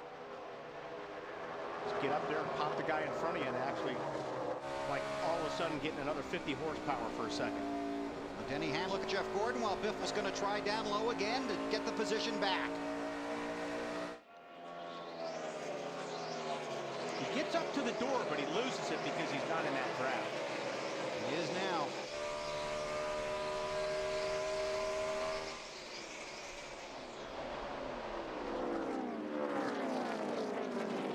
Matt, how about the Biff? The car's still tight, Bill. One issue that he has had, and similar to what he experienced last week at Dover, he has no cool box. For whatever reason, it quit working. Last week, he had to turn it off to save his battery. This week, it just quit working. So in these hot temperatures, he does not have that driver aid. He'd like another air pressure change, though, to try to free that car up even more. And those boxes are, you know, they're pretty important because the way these cars are built, especially with the side window, it's not like the old days when you had windows open everywhere. Yeah. These cars, they roast you inside because there's no air moving inside the race car on a driver. With this car, they've designed it to just be slick, and no air comes in. And here we see the 20 car passing the 66. But the other thing that the cool air box does is it gives the driver fresh air. It filters it through the box, and it gives the driver fresh air. So when you say, yeah, coolness is one thing, but having fresh air and being able to breathe fresh air, he's breathing a lot of fumes. I heard more people say after Darlington down there that they felt like they got gas for the first time in a number of years with this car compared to the old car. It is overcast right now at Pocono. Temperature in the mid-80s. The forecast earlier in the week was for 92 to 95 here this afternoon, and that's when you really want your cool box. Yeah, you need it. You know, most of the time it's 20, 30, 40, sometimes as much as 40 degrees hotter inside a car than what the ambient temperature is outside. So if it's 80, you can go back and say, okay, it's 120 inside the car. And when you don't have any cool box, man, it's tough on you. Ralph, how about Tony Stewart?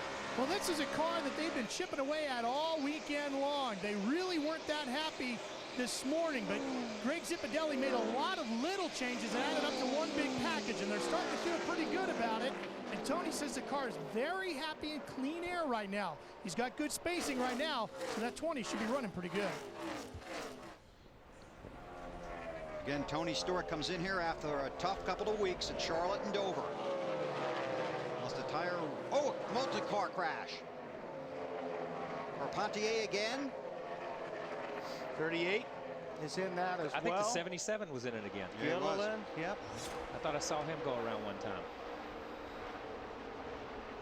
Brings out our 5th caution flag of the race.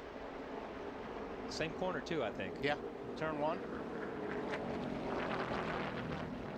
Pick it up a little bit underway.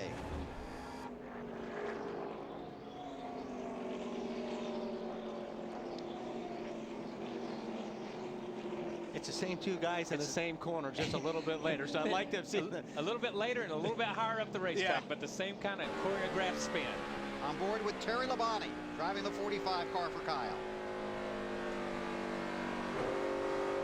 You know, the Carpentier got loose, saved it, and hooked, and got into the 38. Yeah, you saw you could see when the 10 car. Great job, Terry Labonte. Let me just go ahead and say that right now. You can see when the 10 car jumped over on the right rear, and when he went to correct, he just went up the racetrack and got into the 77. But that's so bizarre that the last 2 cautions have been caused by these 2 cars. So Carpentier goes to pit road. Crew goes to work on that. Looks like Terry might have saved your splitter too. Yeah, Terry saved the splitter. And obviously the 10 car is not watching our broadcaster. He would leave that fender torn in like that because of the way Denny Hamlin's running with a torn up fender. Yeah, surprised there isn't guys with hammers banging the fenders. Yeah, knocking them in.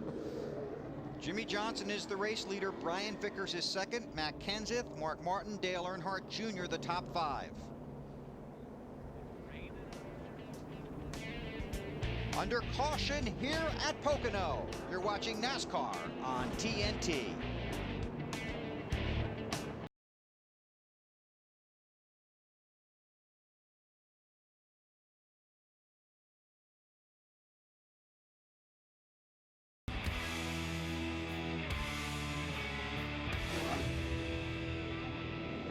Some guys have taken a wild ride here at Pocono. Under caution, the top 11 cars stayed out when pit road was open, and then behind them a variety of different pit strategies playing out.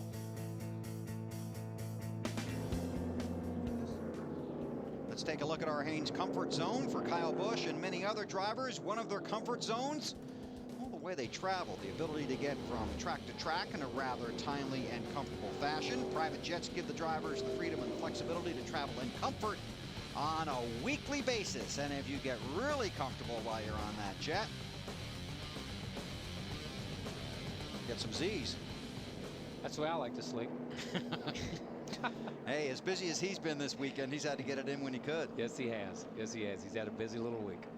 Tough day for Kyle Busch today, though. Currently scored 43rd, came in as the championship leader. Let's go down to pit road and find out what's going on. Matt? Well, Bill, the raindrops have subsided, so Carl Edwards called it that there were some possible storms in the area. No wintry mix, though.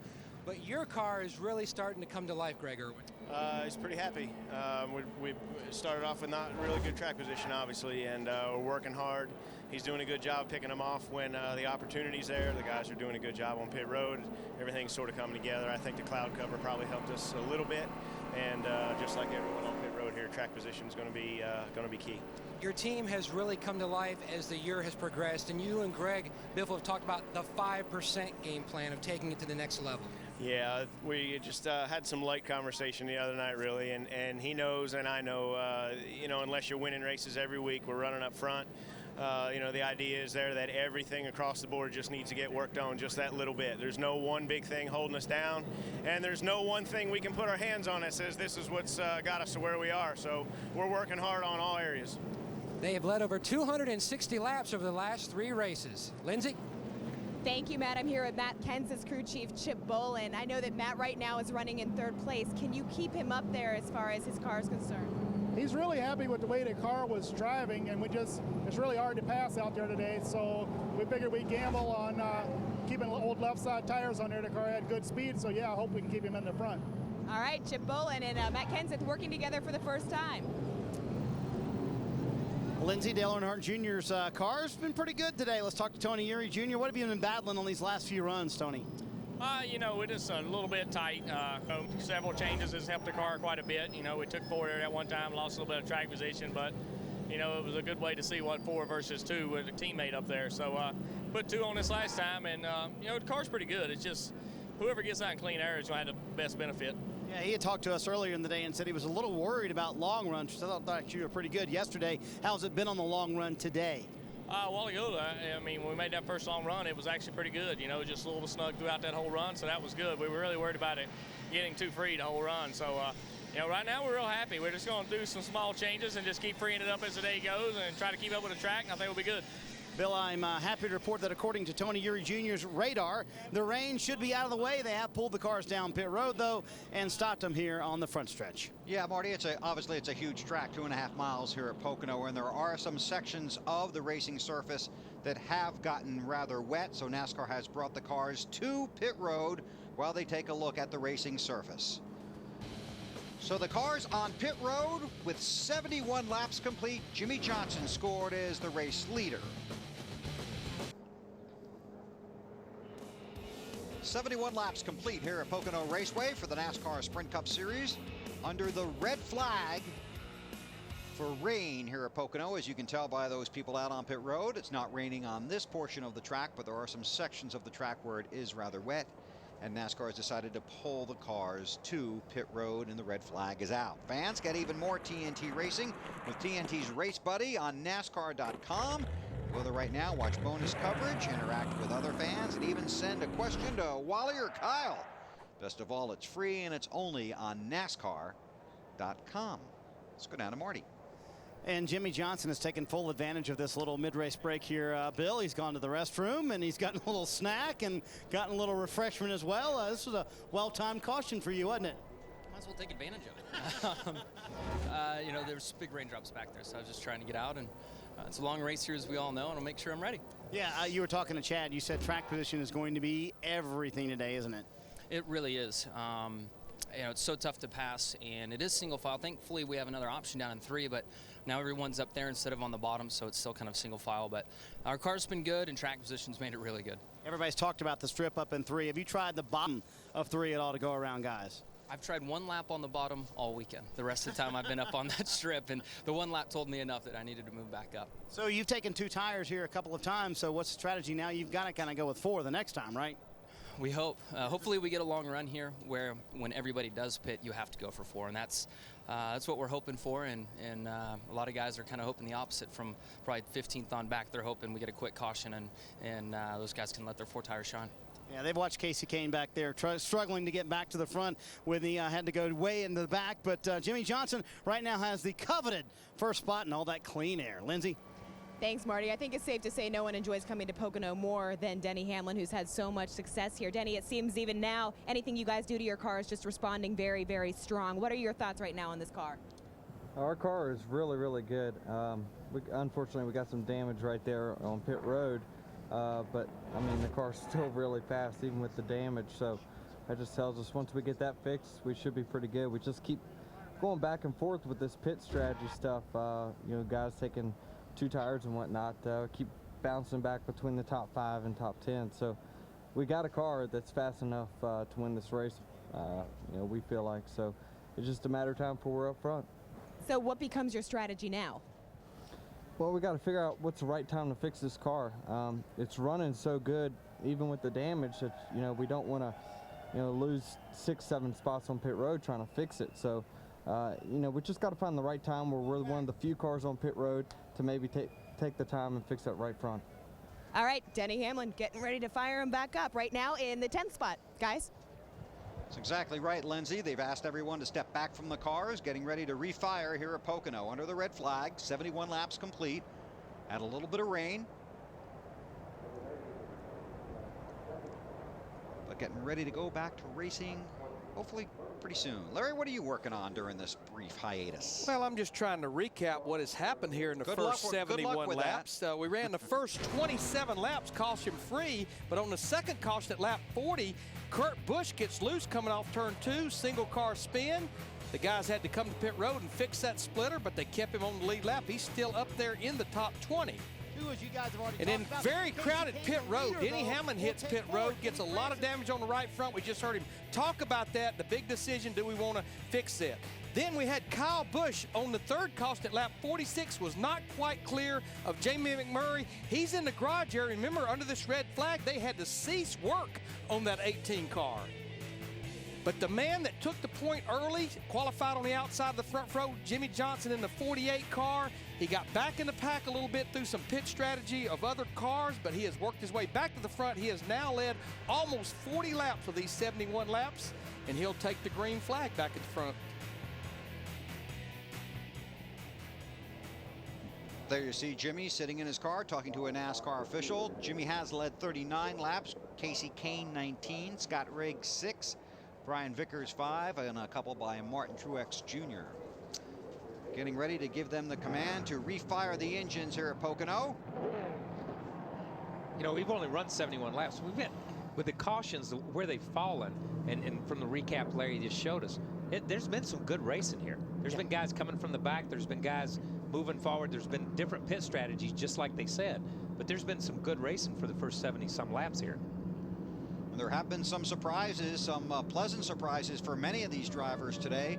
Scott Riggs currently still in the top 10 in the 7th position. A.J. Allmendinger in the 8th position. Regan Smith has worked his way back up to 13th. David Reagan still in the top 20, and it's been a learning experience for today for David Reagan. There you see the yellow flag back in the air. The red has been withdrawn.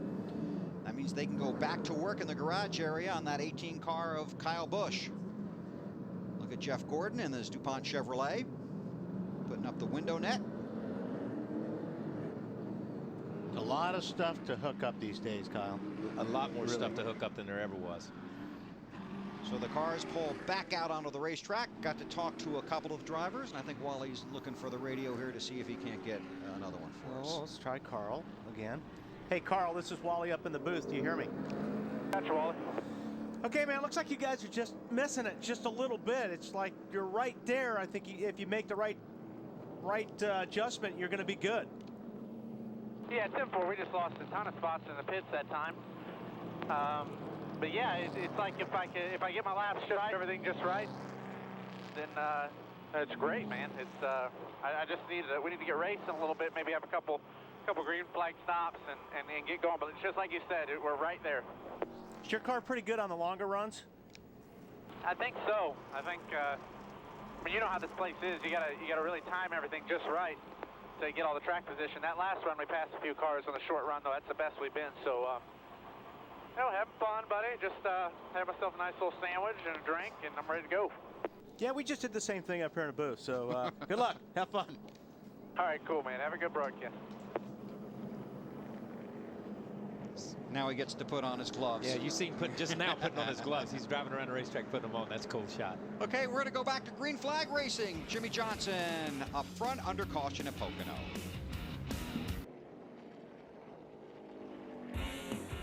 The Pocono 500, presented by EA Sports NASCAR 09, is brought to you by DirecTV. Get over 90 of the best channels in HD now. By Valvoline, 100 years under the hood. By Allstate, are you in good hands? And by McDonald's. Come taste the new Southern-style chicken sandwich. Our TNT race family here at Pocono getting ready to go back to green. The pace car pulls to pit road. Jimmy Johnson is the race leader.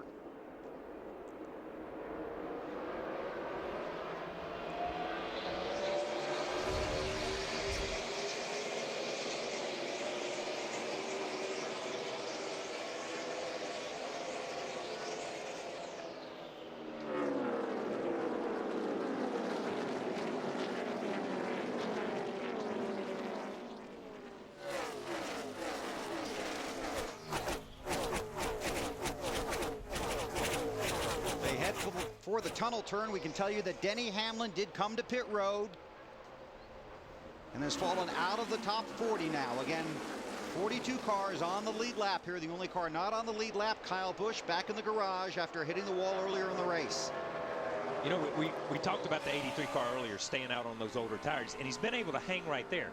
Now, when you have a red flag like that and everybody sets, everybody's tires cool off. So, well, you know how it is. You go in and out of practice. As long as the tires are consistent, this is going to be, his tires still aren't as good as the guy in front of him and the guy behind him, but it's a little bit more of an equalizer coming back from the rain delay. Yeah, exactly. Are you talking about bump drafting? Yeah, they're Mark Martin bump drafting Tony Stewart a little bit down the straightaway. I think that's the first time I've seen a Chevy bump draft and push a Toyota. Most of the time it's the other way around so far this season. Stewart in the 20, the Home Depot Toyota. Mark Martin in that 8 Chevrolet. The one that made Carl Edwards so hungry earlier in the race. Steakham sponsorship for Mark this weekend. Earnhardt Jr. in front of them. Working lap 75. 25 from halfway here at Pocono.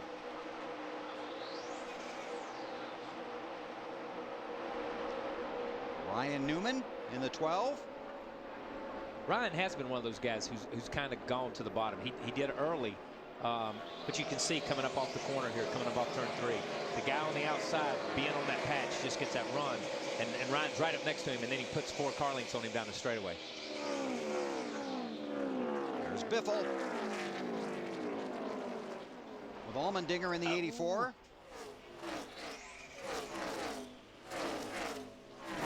For 7th spot. On board with Greg.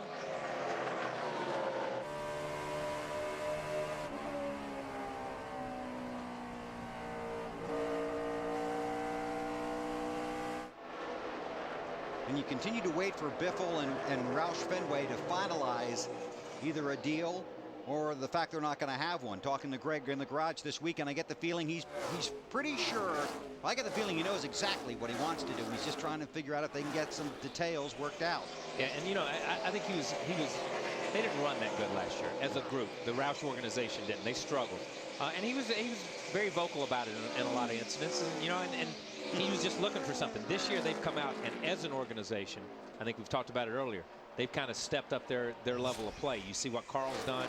You see, we talked about what Matt Kenseth's done, dragging himself really back into an opportunity to be in the chase. And Biffle, but like we said before, there was a whisker tight. He's talking about still a little whisker tight, but he's drugging there, but for a little bit of luck, he would have won a couple of races. How about it, Matt? Well, Bill, you just have to look at the changes that have taken place on the entire 16 organization. If you look at the guys that go over the wall, 6 of the 7 are new to this team this year. 5 of their 8 road guys are new to the 16 organization this year. A lot of changes, and Greg Irwin told me in Bristol back in the spring, we see things are starting to come together. It's going to take till June till we know for sure. And June is here, and they feel like this team is really going to make a push toward the chase. You know, and I think that's the theme, and you talked about it, and Larry talked about it earlier in the day. We'll watch Allmendinger and Carl Edwards. Yeah, Carl Edwards just took that spot from Allmendinger. That's the 8th position. But these next 6 races are going to have a huge role in figuring out who's really going to be in position to make a charge to make the 12-man chase. Because right now you've got a lot of guys that are further back in the standings that are hot moving forward, and you got to wonder who, if they're going to make it, who's going to get bumped out. Yeah, you talk about Matt Kenseth and the turnaround that team has shown over the last 4 or 5 weeks, and to pull himself back up to be 80 or 90 points out of the chase. At the same time, you got to be talking about people inside that top chase who are having trouble and dropping the other direction, because there's got to be an opening for you to be able to jump in, and sometimes it takes somebody having a little bit of bad luck for you to be able to capitalize on it. Let's check with Larry downstairs. Well, guys, Mark Fine, Marty Snyder, and myself had an opportunity to sit down with Greg Biffle earlier in the week. And like Greg said, unless maybe something would open up at Joe Gibbs Racing, where am I going to go that would be better than where I'm at right now? I've already had as many top 5 finishes this year than I had the entire season last year. So I think that's the thing he's looking at. Would the grass really be greener if I went somewhere else? I know what I've got. I've been with this organization for 11 years, which I totally forgot about because he's been there for the Truck Series, the Nationwide Series, and his Sprint Cup career. You really look at him, Larry, as a true Roush driver. Well, and we looked at Mark Martin as a true Roush driver and felt like Mark would be there until the very last time he put a helmet on his head, but that obviously changed. But so, you know, nothing is forever, but I just don't think Greg sees that there's a better opportunity out there than what he has right now. Especially now, because, I mean, they should have won some races this year. So they've been in a position to win races. They've had some, you know, bad luck in that situation. But yeah, at the end of the day, that's what you look at. At least if you've got a shot at winning races, you know, there's some hope. Yeah, all you can ask for is an opportunity. And I think last year, Greg, just like we were talking, Greg didn't feel like he had an opportunity to win races. This year, he feels like the opportunity's there. They've just got to capitalize on it. Greg Biffle, third at Dover, second at Lowe's Motor Speedway. Take a look at Tony Stewart. And let's look at some of these other guys that are having a good day here, that, you know, have really worked hard not only to get up front, but so far through the first 80 laps to stay there. A.J. Allmendinger, strong qualifying run. Started 8th, currently hanging out about the 9th position. We're going to have a yellow flag. It's on the front stretch behind you. Crash on the front stretch. Clint Boyer. Robbie Gordon made the move to pit road. Wow, we got somebody on fire up here. Montoya. Wow. This is on the front stretch. Juan trying to get to the fire truck. Stop. Oh, he got out of there in a hurry. Good for him. Yeah. Rescue guys are hurrying over. You guys could go ahead and put that fire out any time. Yeah, don't worry about it. Yeah. Excuse me, Mr. Montoya, can I have your autograph? I mean, get over here and put the thing out, It's people. just unbelievable. Come on, this is incredible. They got them in their hands, and they're standing there. That's incredible. We got it now. That's sad. That is very sad. That's incredible right there.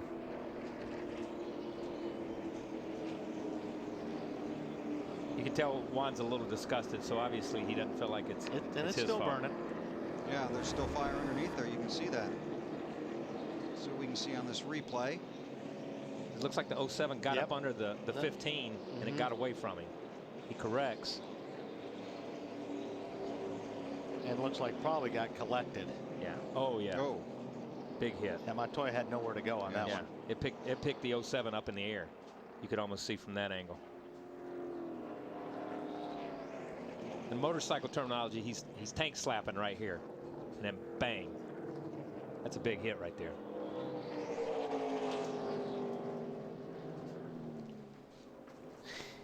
And then Juan ignited. Yeah, but he comes in catching on fire, looking for some help. The guys that have fire extinguishers. Somebody with a fire extinguisher and a helmet on and a red suit. And he does what he should do. I mean, he's trying to get this thing off the racetrack. He's staying down out of the way, and he pulls to the fire. He pulls to the emergency crew. And you talked about it earlier. You have a lot of stuff on. Yeah, no, he got one time. But he's out. Look out. Well, yeah. he was probably unbuckled when he was going down. I think he was looking for a place to stop so he could get out. But yeah, these cars have a lot more room in them, and they are safer when it comes to that. So that was great to see. Under caution for the 7th time at Pocono, Jimmy Johnson is your leader. You're watching NASCAR on TNT.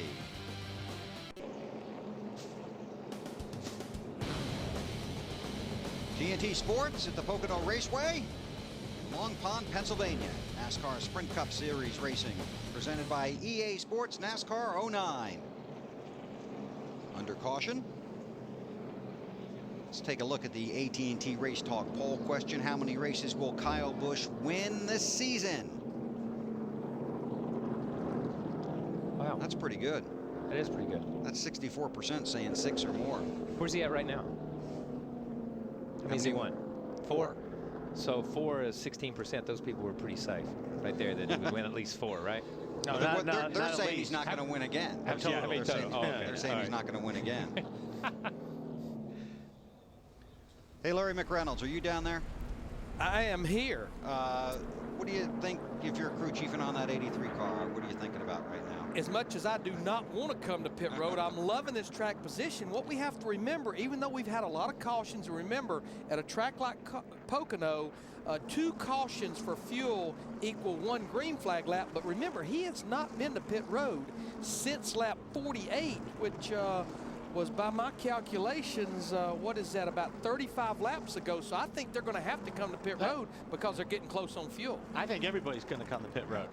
And I think you're right, but I think we're going to continue to see, with all these cautions, some fuel only, some 2 right side tires. I think we're going to continue to see that.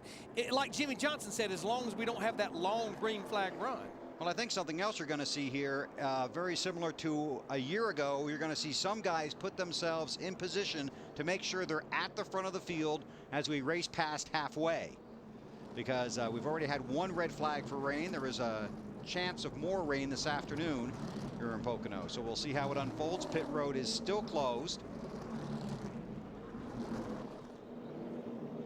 Yeah, they still have a bunch of safety vehicles down there at the end of pit lane that they're working on, so that's why pit road is closed.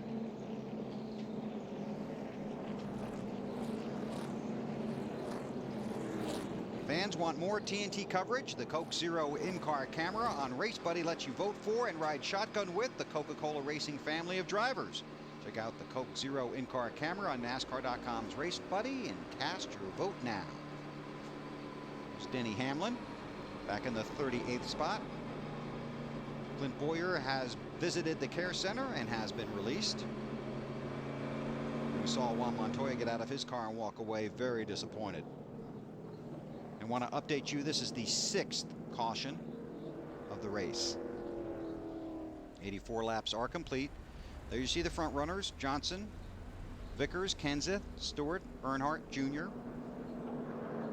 And this works out good for Vickers if everybody does come in, because then it puts him on the same deal. Yeah. Track position he's already got.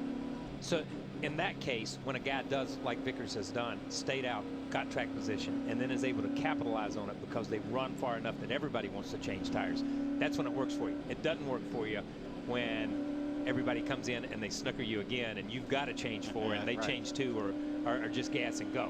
So this could play right into their hands. Field working through turn 2.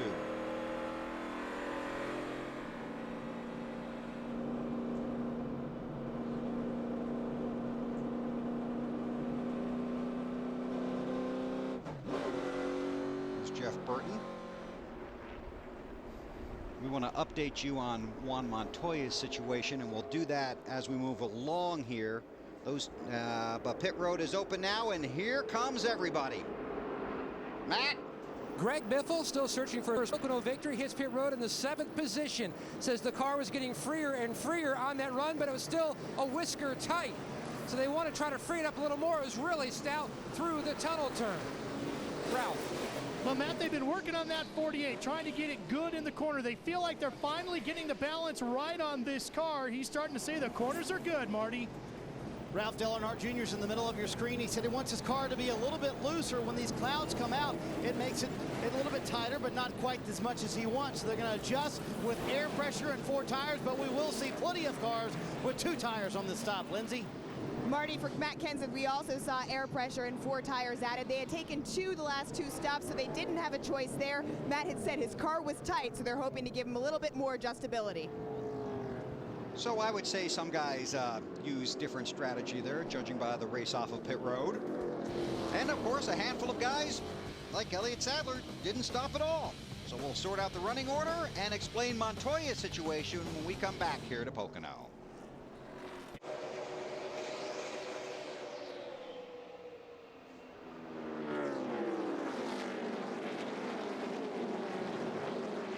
Fields in turn 1 just got the green. Top 6 cars did not stop. There you see Jimmy Johnson in the low Chevy. Well, Vickers stopped, didn't he? Yeah, the top 6 cars here did not stop. Oh, okay. I'm sorry. Yeah. And the one car interesting in this whole pack is Denny Hamlin. He was back there. Remember, he came in the previous time at the end of that caution and worked on his bumper. Made no progress. He was as fast as the leaders were. Now he's up in 5th position. Yeah. Elliott Sadler, Bobby Labonte, Dave Blaney, Martin Truex, Hamlin, and Terry Labonte did not stop. They were at the back of the field. Everybody else came on to pit road. We watch the race and check with Ralph. We're down here with Clint Boyer, who's watching his crew work hard on his car. Clint, can you tell us what happened in that incident? It's just trying to, I followed the 15 for about 4 laps, and, they were getting away from us. I was just trying to force the issue there, and got loose underneath of him and, lost it. But it's just unfortunate. That stripe down there, patch, whatever they did down there, it's really created one line down there, and it's hard to pass and get yourself in those situations. But it was just a stupid part on my part.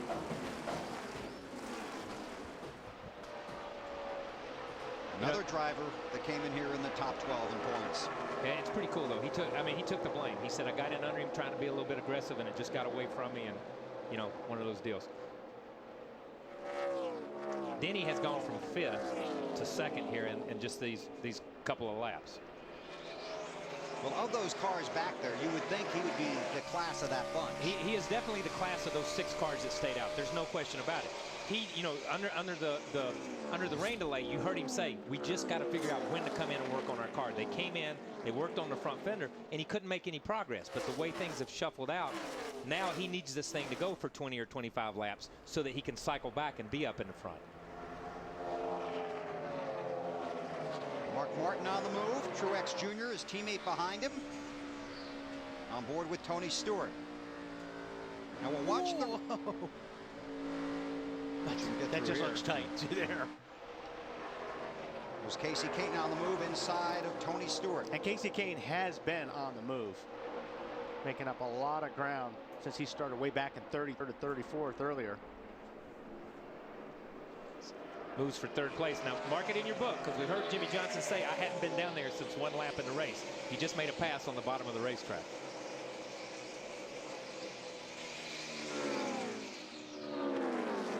But you saw him as he come up off the corner. That thing got really, really loose. He began to lose some grip and slid up in front of Bobby there in the 43 car.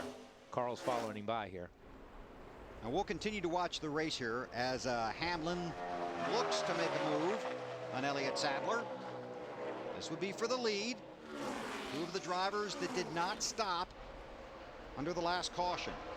But we have been told by NASCAR that the 2 safety workers we saw standing by Juan Montoya's car as Hamlin moves inside of Sadler. Looking for the lead here. And Denny Hamlin to the point.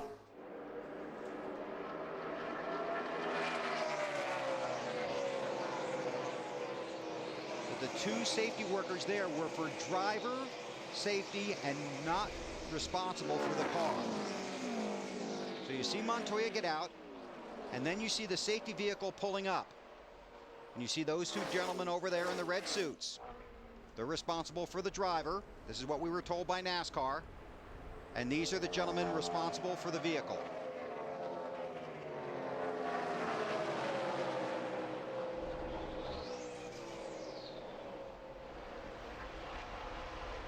You'd like to see a little quicker reaction. I'd like to see a little bit more hustle.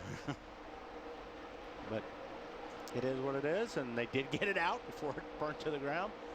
No harm, and no foul. And the main thing is Montoya, got out. Montoya got out. I think from a driver's perspective, and sometimes I'll say this, I overreact because I think that they should be there as soon as you stop, because you never know what's going to happen. You never know what happens to the driver. When it doesn't look like it's bad, sometimes it's really bad. We've been very blessed in this sport. These cars are so safe. And that's one reason that we run this car that we see today. The COT, the whole design of the car was to be a safer vehicle for the drivers. And we saw it in Texas with Michael and the 00 car. We've seen it at other places with Jeff Gordon at Las Vegas. So it is a safer car. There you go, man. Sometimes you just begin to take that for granted that it is a safe car. Jimmy Johnson working inside of Elliott Sadler. Just to follow up what Kyle said, and getting out of these things was really hard in the older cars. I mean, it took a lot to get out. And Montoya got out of that thing fast. It's amazing, just giving a couple of inches to the driver, moving him to the center a couple inches away from the door, making the roof of the car and the windows a little bit larger. It's amazing. We have so many things we have to disconnect as a driver. It made it a lot simpler and a lot safer for these guys jumping in and out. And we get word that Juan Pablo Montoya has been released from the infield care center here at Pocono. Saw Elliott Sadler with the wave 5 for the 48 and the 99. So he's back to the 4th position. And Mark Martin and Bobby Labonte. And Elliott's having a good run. You know, here's a guy that's qualified really good over the last 3 or 4 weeks in this 19 car. Has nothing to show for it.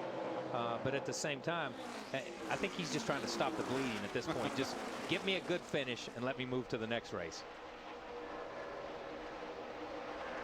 You see another driver that has made a move forward after an off-track excursion, Kurt Busch.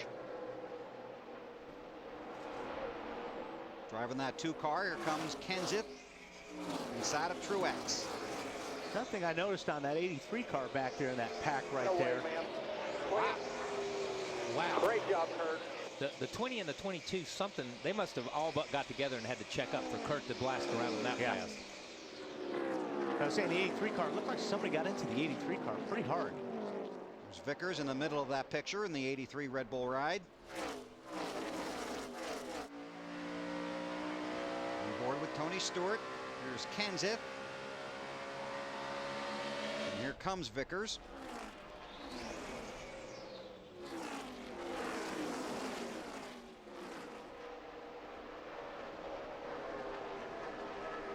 Wow, Tony hung tight on the outside Yeah, right that's there. what I'm saying. The guys pretty doing that stout a right lot. there.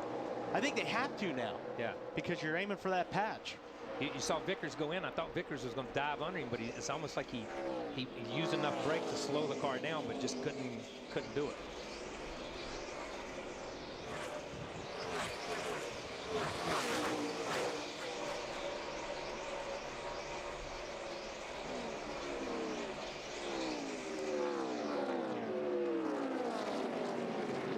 Car, Travis Kvapil right there on the bottom gets a little bit loose. He's running the 16th position. Paul Menard there in the 15. He's on board with Jeff Burton. That's Ryan Newman.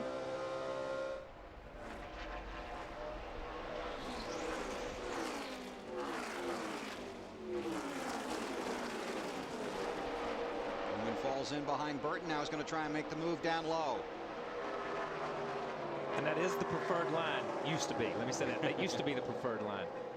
But that's just that crossover move. And how many times have we seen it through the years here? You let the guy go in. As he washes out over the tunnel, you turn left and take the preferred line away. But right now, the outside line is the preferred line. Burton hangs on to that position.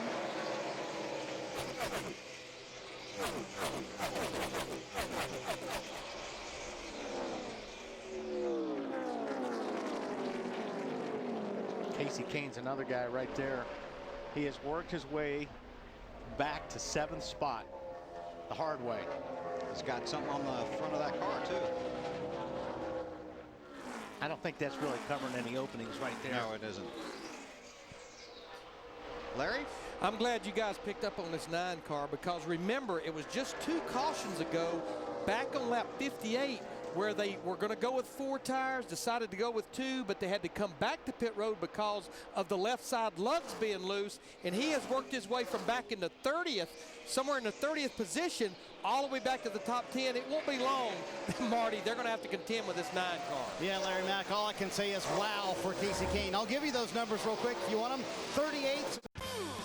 I'll be right back. Run, and then that run we just had a moment ago under green flag from 33rd now to 7th for Casey Kane. Now they pitted back on lap 69, took on 4 tires. That was very smart on Kenny Francis's part, because when they came down on 82, they just took 2 tires on Casey Kane's car. He said, this car makes me feel like I know what I'm doing. This car is unbelievable today. Marty, the tire strategy in the map down there must be driving some people crazy. It's incredible, Bill, and Kenny Francis made that call when nobody else pitted. He came down, took 4. He said, now if we get a caution sometime soon, that will allow us to take 2. That's gotten some of their track position back, but they've got the majority of it back by just passing cars on the track. He has been one of those guys today that's been able to make time. Right. And pass people. Not at will. I'm not going to say that. But he has been able to catch people, pass people, and once he got around them, put some distance between himself and the guy behind him. Watch the race and check with Matt. Bill, Juan Pablo's watching his team repair his 42 machine. First off, are you okay? That was scary. No, it wasn't so bad. You know, technical Hovland Dodge car, it was pretty strong. We had a pretty good car. It's one of those deals that, you know, somebody spins in front of you, you can't do anything. Catches fire. I'm surprised they're trying to fix it, though, the truth. You know, especially in a place like this that, you know, nobody goes a lap down, and so we'll see. You know, if we can make some places, we will. If not, we'll probably park it. All right, thank you, Juan. Okay. Thanks, Matt. Watching Casey Kane behind Greg Biffle and in front of Mark Martin. Approaching the halfway mark here at Pocono, Denny Hamlin is the race leader.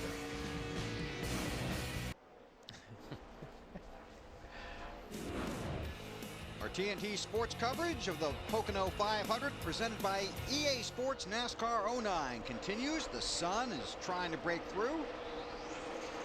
The cards from all the fans that have come out today. Denny Hamlin has led the most laps in 3 of the last 4 races here. Did not lead a lap last August, but he has been very successful here at Pocono. Make him our Ultraman Ultra Power Performer of the race. 2 years ago, swept both Pocono wins here. Decided not to pit under the most recent caution and worked his way to the front. And the front has been a good place to be. That clean air. Cars loving it. And right now, pit strategy is working for Denny and for Mike Ford in that group. And remember up here, the race we did last year, this very first Pocono race on TNT, Denny and those guys got caught out on pit strategy and ended up, and he was very upset about that when that race was over. How about it, Lindsay? Yeah, well, you guys are talking all that pit strategy. Do you remember one of those wins that you were speaking of? He came back from being in the 40th spot to get that win because of strategy they used then. So these guys absolutely excited about what he's able to do so far. They did just get on the radio and say they're going to bring him in again around lap 106. They're going to, of course, look to give him 4 tires and fuel, and we'll see if they make any other adjustments. But Denny Hamlin right now loving that clean air in front of him. Has battled back from some contact on pit road. Had to restart outside the top 40. Has passed a number of cars on the track, but also got a lot of help with the decision not to pit. He's on board with Denny.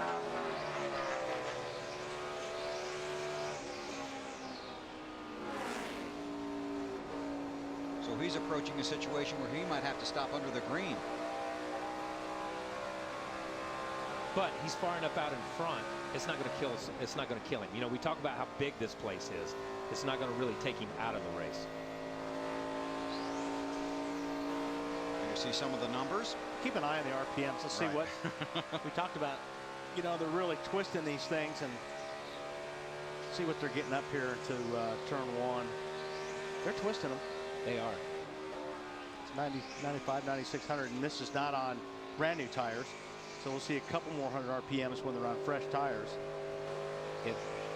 That's at like a 47 flat, so that's 2 or 3 seconds slower than what they ran when they went to qualify here. The guys that did not stop under the last caution now coming in. Elliott Sadler on pit road.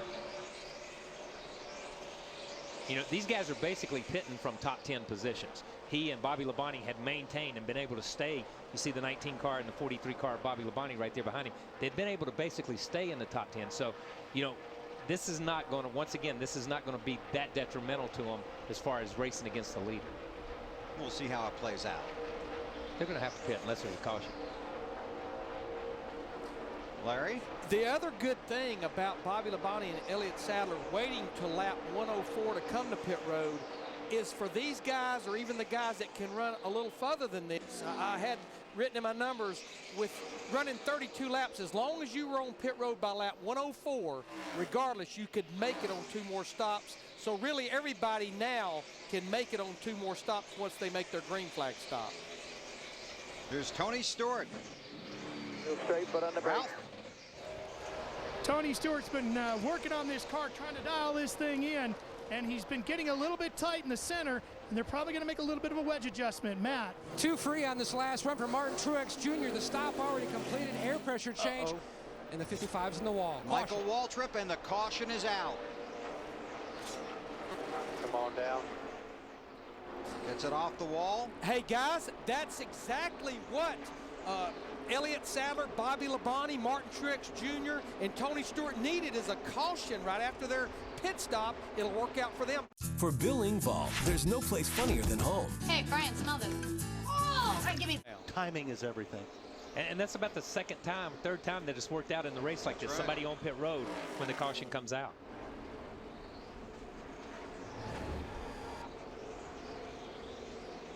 And he just entered high. He's way up high, still running in a straight line.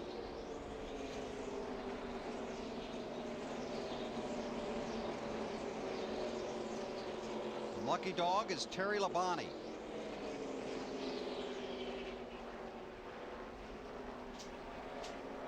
That could be a costly accident for the 55 car. He was 35th in owner points. Top 35 are locked into the race. Top 35 in owner points.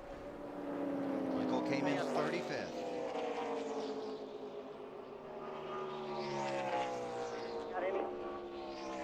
We expect pit road to be open this time by. Hey guys, when I look at Greg Zipadelli in the 20 car, they were not one of the cars that stayed out. I think Greg Zipadelli, he was on a road course schedule here.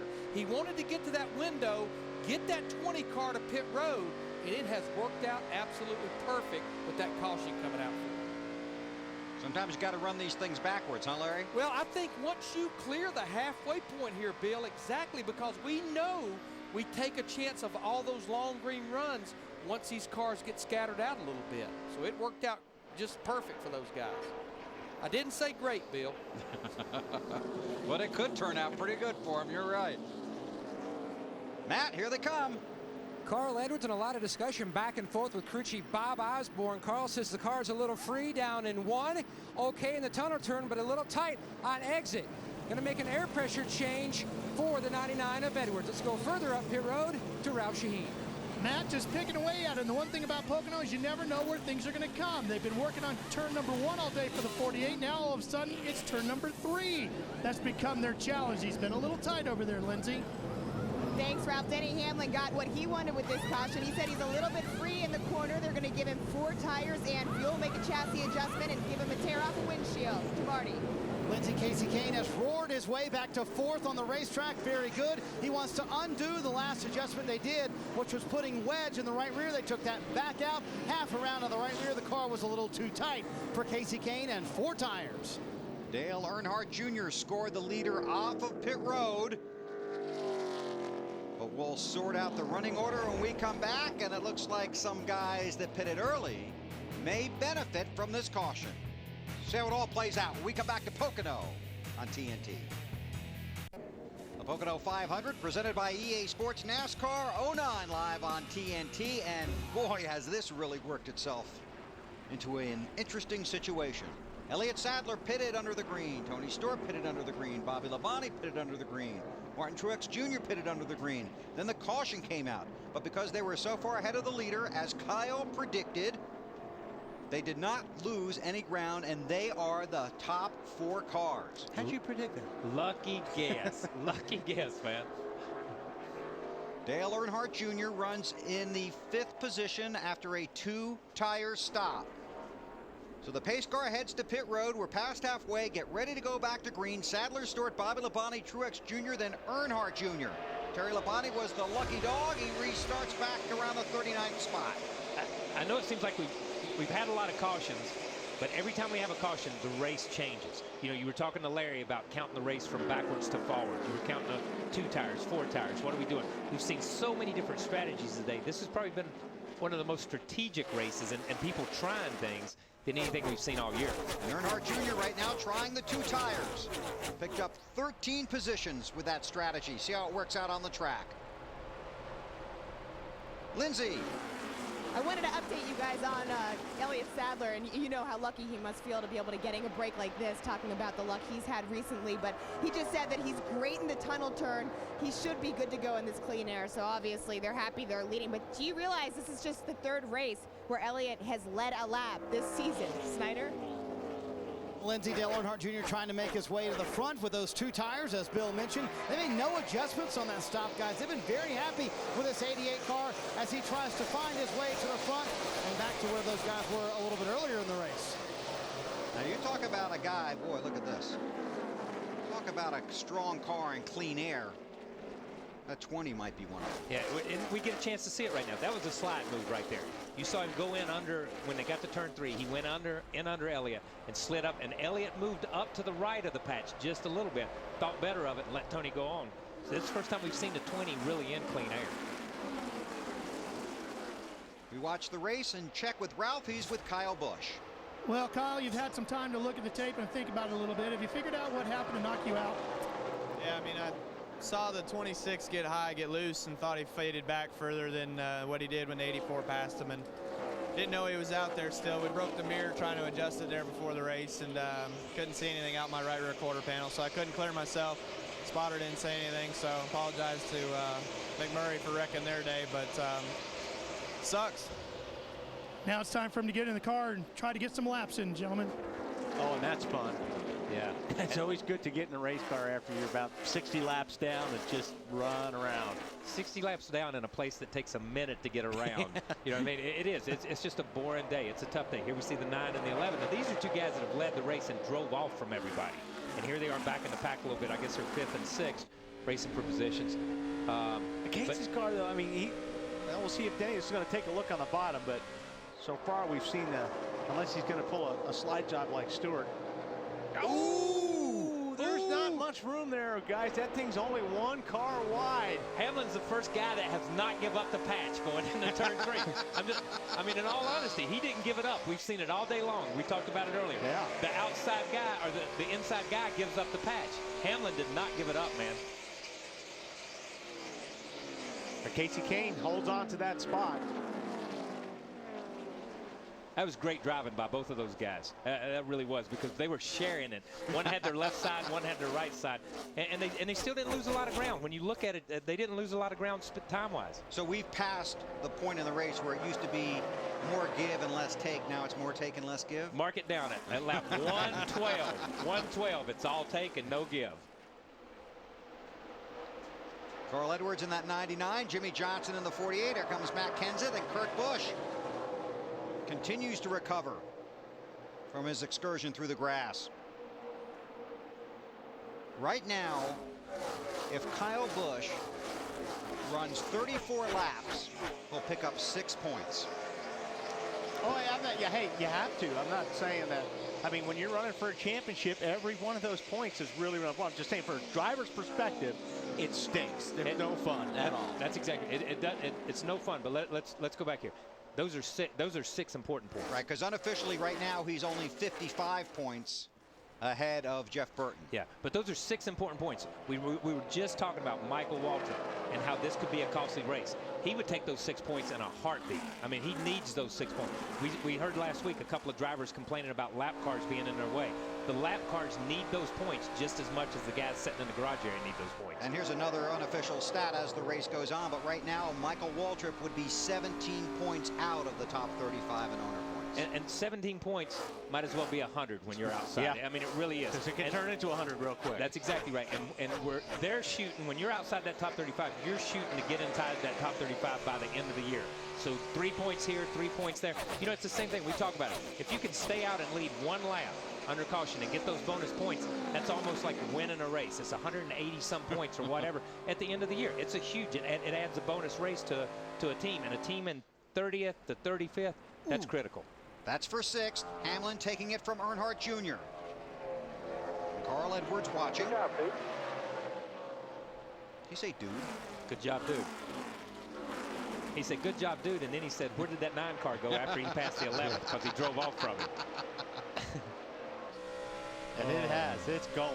Casey Kane now in 5th. Hamlin up to the 6th, and there's Carl. Picking up the spot from Earnhardt. And Earnhardt Jr. with just the 2 tires on the last stop. And I think he struggled a little bit there in 3, because I thought Denny Hamlin was really good in 3 that last lap, but I think Jr. just doesn't have the grip right now with those the 2 tires that they did on that last pit stop. Because he's going to lose another spot here. There's Jimmy right down on the white line, the way he used to run the place. But Falls Junior gets that line. run. Junior gets no, I'm sorry. Junior gets that run up off the corner, and it goes away. Johnson, then Matt Kenseth. 75 races since Dale Earnhardt Jr. has been to victory lane. But there you see the tires coming. There and turn 3 is when you can't get away with what you can get away with in turn 1. Okay, and if you listened right there, you heard Junior check up getting into turn 3 to let Jimmy have it, because he knows Jimmy's faster and he's holding him up. And whether they're teammates or not, you get that a lot of times. You'll get that from a guy that's not your teammate. He knows you're holding him up or that he's holding you up. And if you continue to run 2 by 2, everybody's going to catch you too, so you lose too much. And sometimes you want the payback later. You want the payback later, and you'll remember that. You know, you talk about, do you remember things? Yeah, you catalog it. It's in your brain. You know when a guy does you right and when a guy does you wrong, and you remember it later in the day or later in another race when he may need a little bit of a help. You don't give it to him if he didn't give it to you. Kasey Kahne in that 9 car in the 4th position after having to make an additional stop when they thought they were going to just make a 2-tire change.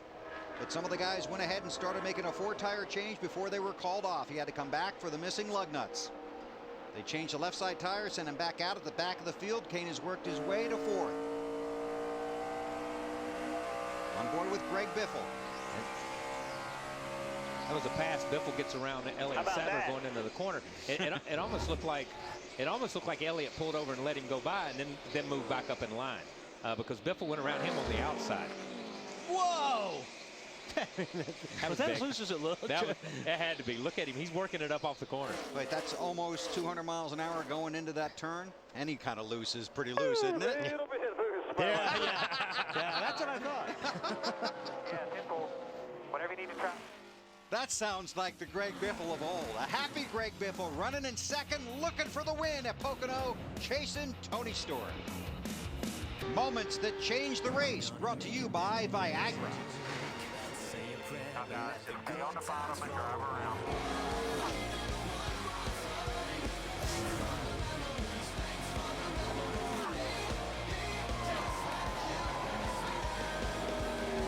He sweeps at Pocono. Denny Hamlin, the race winner of the Pennsylvania 500.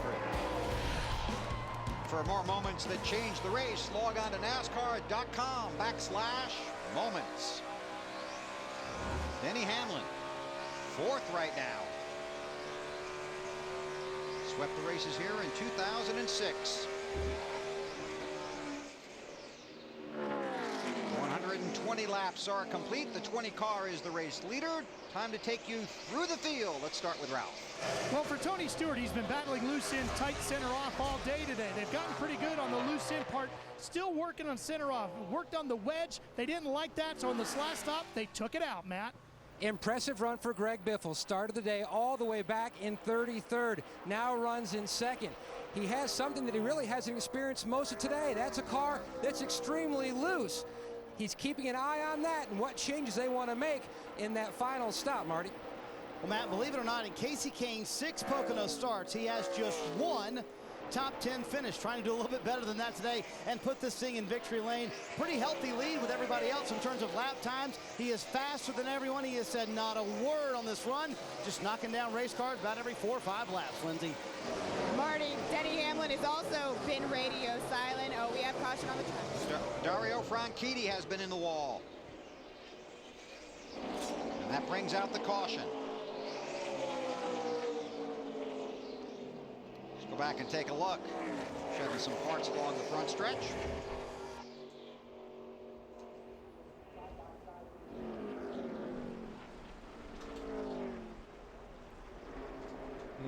There's 2 drivers trying to share the patch, and neither one of them got it right. But that's exactly what we saw earlier with the 9 and the 11. Now the difference being the 9 and 11 were on fresher tires too. It looks to me like Franchitti may have pushed up into that, because it looked like he was sliding there. He got into David. Yeah, he got into one. David for sure. Here's a 70. Yep. Leffler. Quarter panel ain't that bad.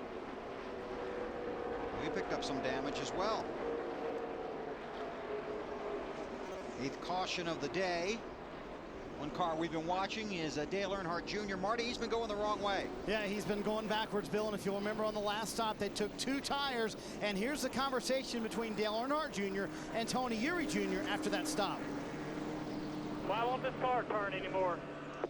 I have no clue. I just put some air in the right rear tire, done like a half a round of bite out. That worked in the 90. All right. I need to listen to what I'm saying. The left front's getting carried, so work that direction. Try to put that back down. Make that left front work for me. All right, I'm at the minimum on NASCAR, and I'm putting air in the right rear. That's the way I know to make the left front. The only other thing to do is take air out of the right front. That's how cousins always get along, isn't it? And Junior, of course, chiding his cousin a little bit there. That worked in the 90s. They'll take 4 tires this time, trying to make some changes. Junior just wants that left front to work a little bit more. I'm sure Kyle and Wiley, you know what that means. Trying to get that car a little more evenly balanced on the front end, especially from the middle of the corner off. That's where he feels like he's losing his time. Yeah, that's a typical thing here at Pocono, is feeling like that left front's not in the racetrack, especially down on turn 3.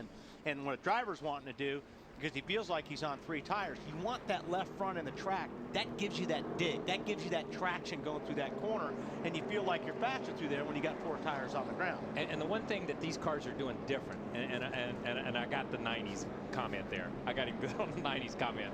I was there in the 90s. I understood that. But what he's saying is, when you heard Tony Eury say, I changed the air pressure and I changed the wedge. The wedge changes the way the bar is loaded. And sometimes when it changes the way the bar is loaded, when you're running on a bump stop and you're running on these things like they are, that changes the car drastically. Here they come. Jam up coming toward you, Matt. The key for Greg Biffle, not to slide his tires into his pit box. Almost overshoots his box. Greg Irwin is going for 2 tires on this stop, which should help tighten up the 16. Now he's got a really crazy, he hits his crew member leaving his pit. Oh, he's hit by the 00 as well.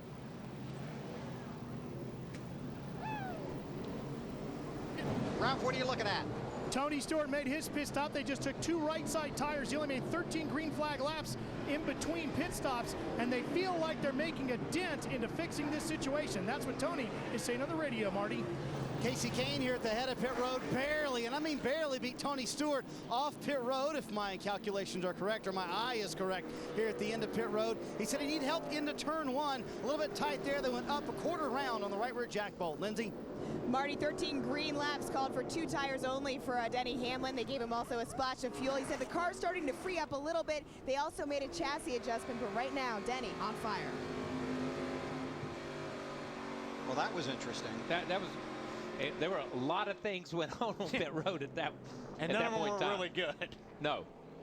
Now let's watch Biffle stop here. See him on the right front there. Oh. And then he dodges that, and then he does get tapped by McMurray. And that's not very little. That's minor damage to the 16. The thing that could have been bad is the crew member. The crew member, obviously, these guys are athletes, and you see the way he just braced himself, rolled over the hood of the car. So no harm, no foul on that. All right. Now, did you hear Tony Eury Sr. in the Nationwide race last night talking to his driver? Yeah. So you know where Tony Eury Jr. gets it, right? Hey, it's all in the family, baby. And that's what he said. He said, I talked to Senior that way, I talked to Junior that way, I'll talk to you that way too, man. And Brad Keselowski did a great job last night. He did. He really did. Congratulations to him. Larry, you crew chiefs.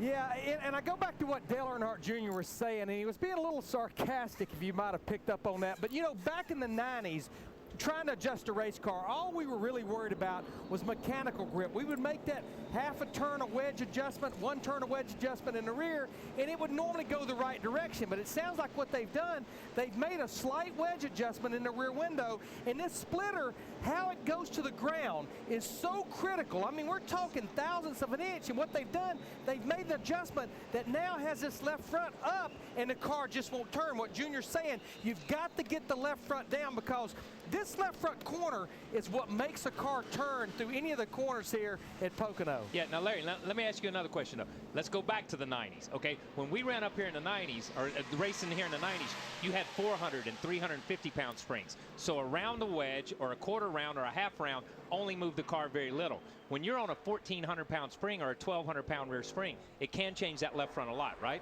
Exactly. If you raise that right rear corner, or you lower that right rear corner ever so slightly, with that much spring, it's going to make a huge difference. And like I say, we used to worry about this clearance to the valence or to the splitter, maybe if it was a quarter or half inch. Now it's making a difference. It's at the thousandths of an inch. But the bump stops. It changes everything. It changes everything. Everything changes everything. You know, and you know, the way the bar is loaded, the way you unload the bar, and just like Larry said, you know, mechanical grip is totally different. Now you're looking for aero grip plus mechanical grip, and when you run such strong springs in the rear and such soft springs in the front, and you load that bar that much, just a turn of the bar, we start talking 100,000s, 200,000s. You know, used to it would be like, put me an inch of wedge in this thing and let me go. Now we're talking thousands. Our TNT test car brought to you by the Bill Engvall Show on TBS. All new episodes Thursday, June 12th. Now, Jimmy Johnson and Jeff Gordon did not pit. They were last to pit road on lap 105. Everybody else basically just pitted, with the exception of Leffler, who came in a lap early, and the cars that are well off the pace are off the track. So Johnson and Gordon lead, but they did not pit.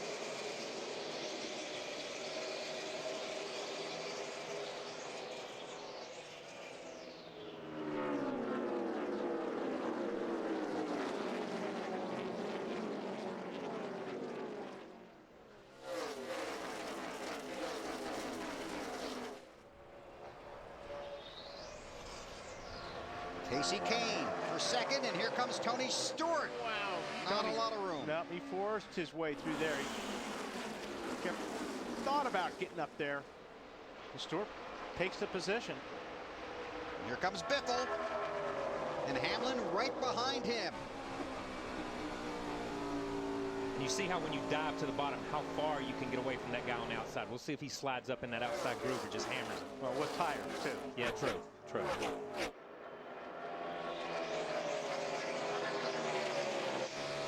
I think Jeff was hoping that he could stay out there in that clean air. That was really going to, you know, help them, but he's already slipped back to 6th spot right now. And ready to lose a couple more. And 99 run right up on him, man.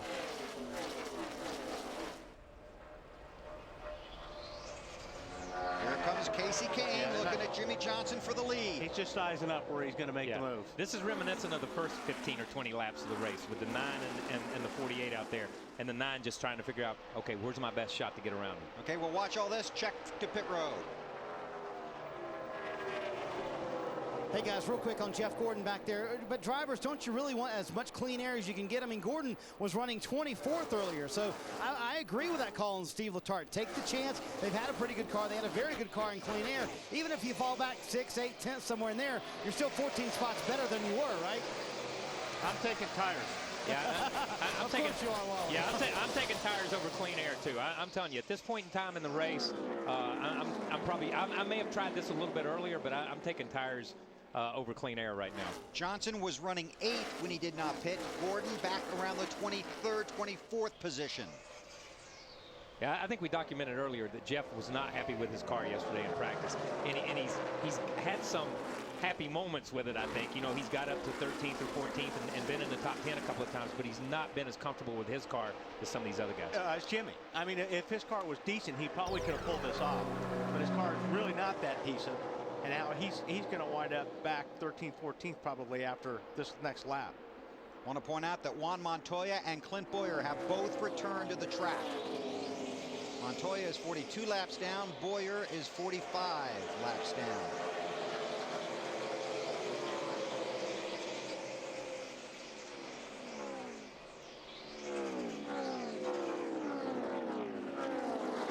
Bobby Labonte in the famous 43. Up front, this is for the lead. Casey Kane by Jimmy Johnson. Is that as close as it looked? I think it was pretty close.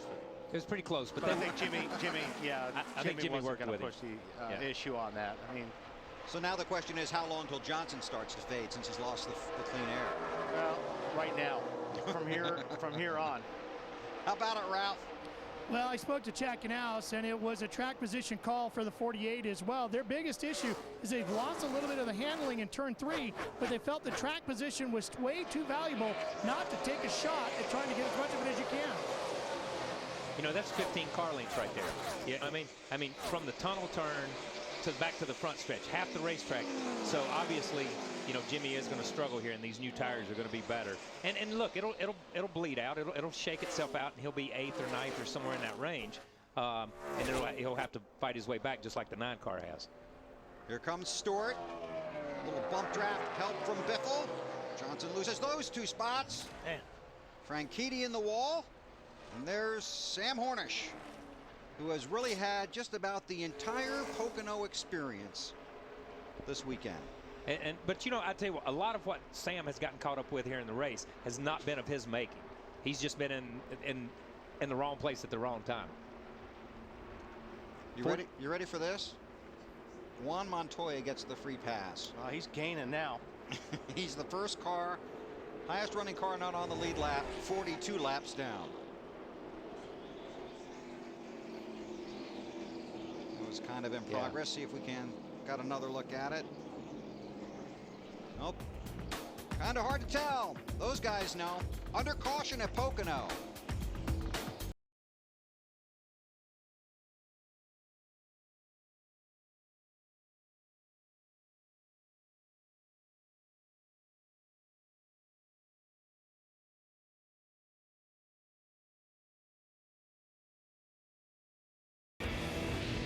And it has been a wild day here at Pocono Raceway, and I don't think we're done with all the excitement. Kyle Busch has returned to the track, was involved in a wreck very early in the race. He is currently 83 laps down, about 40 laps behind Clint Boyer, and 41 laps behind TNT Sports at the Pocono 500, presented by EA Sports, NASCAR 09. Those video games might be exciting, but they're not as exciting as what we've seen right now. A lot of, Kyle said it just before we went to break, a lot of wacky things happening. First one involves a 99 car. Let's go back and watch him coming down. We're going to pan left here. You'll see the light come on pit road. Watch for it. See the red lights on? Yep, here's the light right there. Okay. And now watch for Carl Edwards. Makes the move. So pit road was closed before he got to the commitment cone. Heads up right there. That was real heads up. But the story does not have a happy ending, Matt. Bill, his day has taken a turn for the worse. Edwards came on the radio shortly after exiting pit road, down by turn 1, and said, something is wrong. I think I've got a flat tire. And then he says, I've got a flat left rear. Great shot of it there by our camera as the tire went down, came back in. Boy, he and his teammate in the 16, Greg Biffle, their days have really gone awry here in the last 25 laps. They have, and I thought the 99, if anybody was going to give Casey Kane a run, the way they were running at that time was Carl Edwards. Free next time by, the free pass went to Patrick Carpentier. He gets to come around and be the I still lucky think dog. right now that Casey Kane is sitting in the best position, tire-wise, because Vickers and Earnhardt Jr. did not stop. Vickers, Earnhardt Jr., Bobby Labonte, those guys pitted all with about 35 laps to go, and they were playing the fuel mileage game. Now they're going to have to run hard, don't get me wrong, but at the same time, they should, with these caution laps, have enough to run hard and finish, and now they're playing the track position game. And the faster cars have got some guys to work through to get to Casey Kane that are on better tires. And we've seen how hard it is to work through traffic unless you Casey Kane. Snyder. Well, as you can imagine here, as you guys mentioned, here's Dale Earnhardt Jr. playing this game perfectly after all the squabbling in the middle of the race between he and his cousin, Tony Eury Jr. He said, that 9's behind you, and he's kind of fast. So if you can do anything to get around that 83 in these first few laps, we're definitely good on fuel. Don't worry about that. He only has tires a little bit fresher than us, not too much. So just go as hard as you can as soon as that green flag falls. Yeah, I hope everybody at home has enjoyed this race, because it's been a multitude of races all rolled into one race. And now, when it's all said and done, it comes into a 20-lap sprint race, just like at your local short track. It's all out. Let's see who takes on the trophy. It's that type of race. Casey Kane pitted on lap 175, so he basically has much fresher tires than the 83 and the 88, which pitted 10 laps earlier. And you remember the give and take? Yeah. Yeah, it's it all gets really take ugly right now. It's all take right now. Jimmy Johnson, with his strategy, has landed in the 8th spot as we get ready to restart with 19 to go. Junior got a good start. I don't think he can bump grab the 83 because the 83 doesn't have a rear bumper anymore.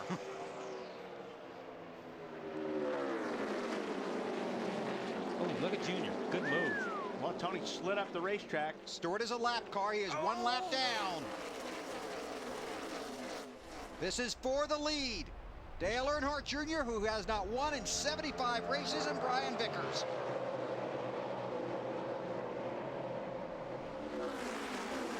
Yeah, that's good stuff right there. If they can hang on. Can they do it again in 3? Well, they're fighting for that outside spot, trying to get to 3 right now because they're hitting that asphalt strip. Right now they single file in. And Casey Kane's just kind of sitting there waiting for things to calm down a little bit. And Tony was hanging there. You see Tony drop down out of the way to give Casey room to get by on the outside. And that's just a courtesy move. That was pretty cool. Vickers leads, Ralph. Just before the restart, crew chief Kevin Hamlin told Brian Vickers, if we're going to win this, you need to go real hard. Clear your head and let's go get after it. Apparently he did just that. Remember, his one and only Cup victory came at Talladega in 2006. I see a Superman back there in the middle of that pack. Wearing a green cape? Yeah. Could be. Could be. Denny Hamlin right there in 11th spot. Up to 4th. A FedEx Toyota, and he made a big leap on the restart.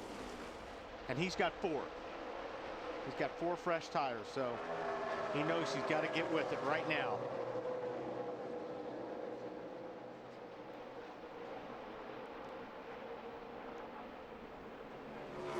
Casey's got to get around these guys and get out in front and get some clean air before the 11 car jumps up there on his back bumper. Absolutely right. He needs to get out front and leave if he can.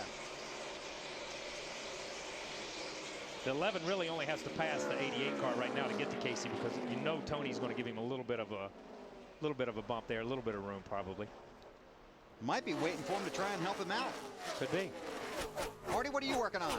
I was just going to talk about Casey Kane's situation. Kenny Francis was preaching on the radio, be patient, kind of let it sort out in front of you, but I agree with Kyle. He didn't really have that time, does he, KP? No, I don't think he has that time now. Not with the 11 car coming the way he came on the first few laps. And look, I don't want to disregard Vickers here. Vickers is leading this thing, man, and he is driving a good line. He's running the lane he wants to run. It's up to the 9 to get around, but you can see that the 83 is holding the 9 up, because there's the 88 that's driven back up on the bumper of the 9. Boy, they are all bunching up now. And Tony Stewart falling in line behind Denny Hamlin. The 9 car is kind of doing the same thing he did the very first few laps. Yeah. He can roll into turn 3, but with somebody in front of him, he can't get it turned and can't get to the gas the way he wants to. That's why it's critical that he gets around this 83 car if he's going to take off. But I'm a little bit surprised. Being on a little bit better tires than Brian, I thought he would get by Brian a little bit quicker. And there's Denny Hamlin going to take that spot away from Earnhardt. Yeah. Denny's coming, and like you say, the 20 car gave Denny no issues. He just pulled over down the front stretch and let Denny go by. Denny got a good enough run that he takes over the 3rd spot there from the 88 car. Looking ahead at the leaders. There it goes, and yep, Casey's got to make this happen if he's going to have a shot at this, because he knows Denny Hamlin's coming. Is he going to slide him? Yes, he did. Oh, yes. He had to, man. Casey Kane recaptures the lead. Good job by both of those guys, though. Vickers gave him a little room there. Intervals at the line as we come to 15 to go.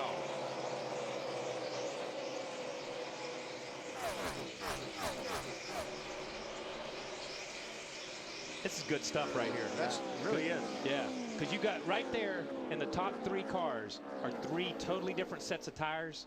I mean, it's totally different strategy on those 3 cars that's played out.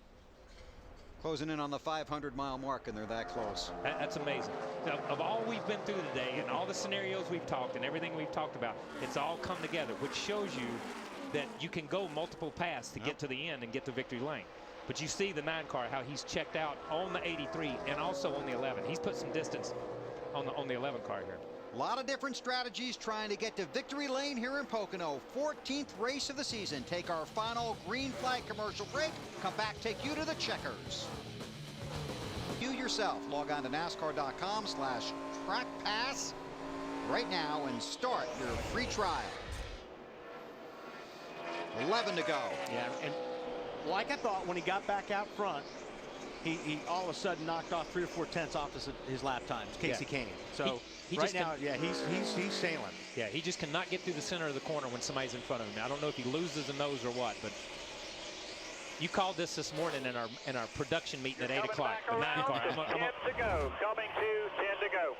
it just seemed to me, watching him closely in practice and stuff, that he just, his car was consistent and he was happy with it. And everybody else wasn't. That's for 5th. Here's Burton, who is moving up in points. But Jets 21 unofficially right now, 21 points behind Kyle Busch. And we talked about him earlier. We've not even heard of him all day long. He's just been kind of messing around back there in the top 10 somewhere, and all of a sudden he's a top 5 car. Come to 10 to go at the line.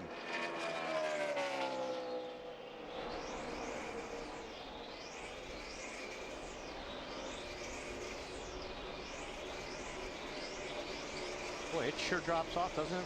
Yes, it does. Yes, it does. Well, as BP would say, Kasey Kahne, he's going somewhere.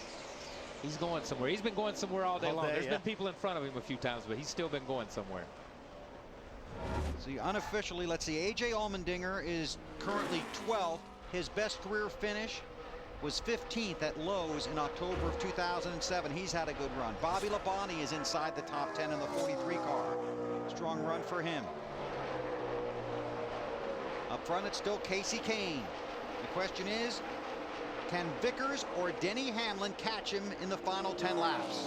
This is the race that's going to get tight right here. I really believe the 9 car, if the 11 maybe could get around the 83, then maybe he's got good enough tires. It's hard to say because he'll close up on the 83 and then he loses some position because he just drives her off in there. Now, and the problem is, if the 11 and the 83 are going to race a lap or two, that's just going to give Kasey Kahne more of a lead.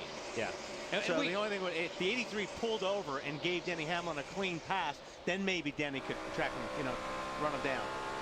Kahne picked up 0.2 of a second on that last lap, Marty.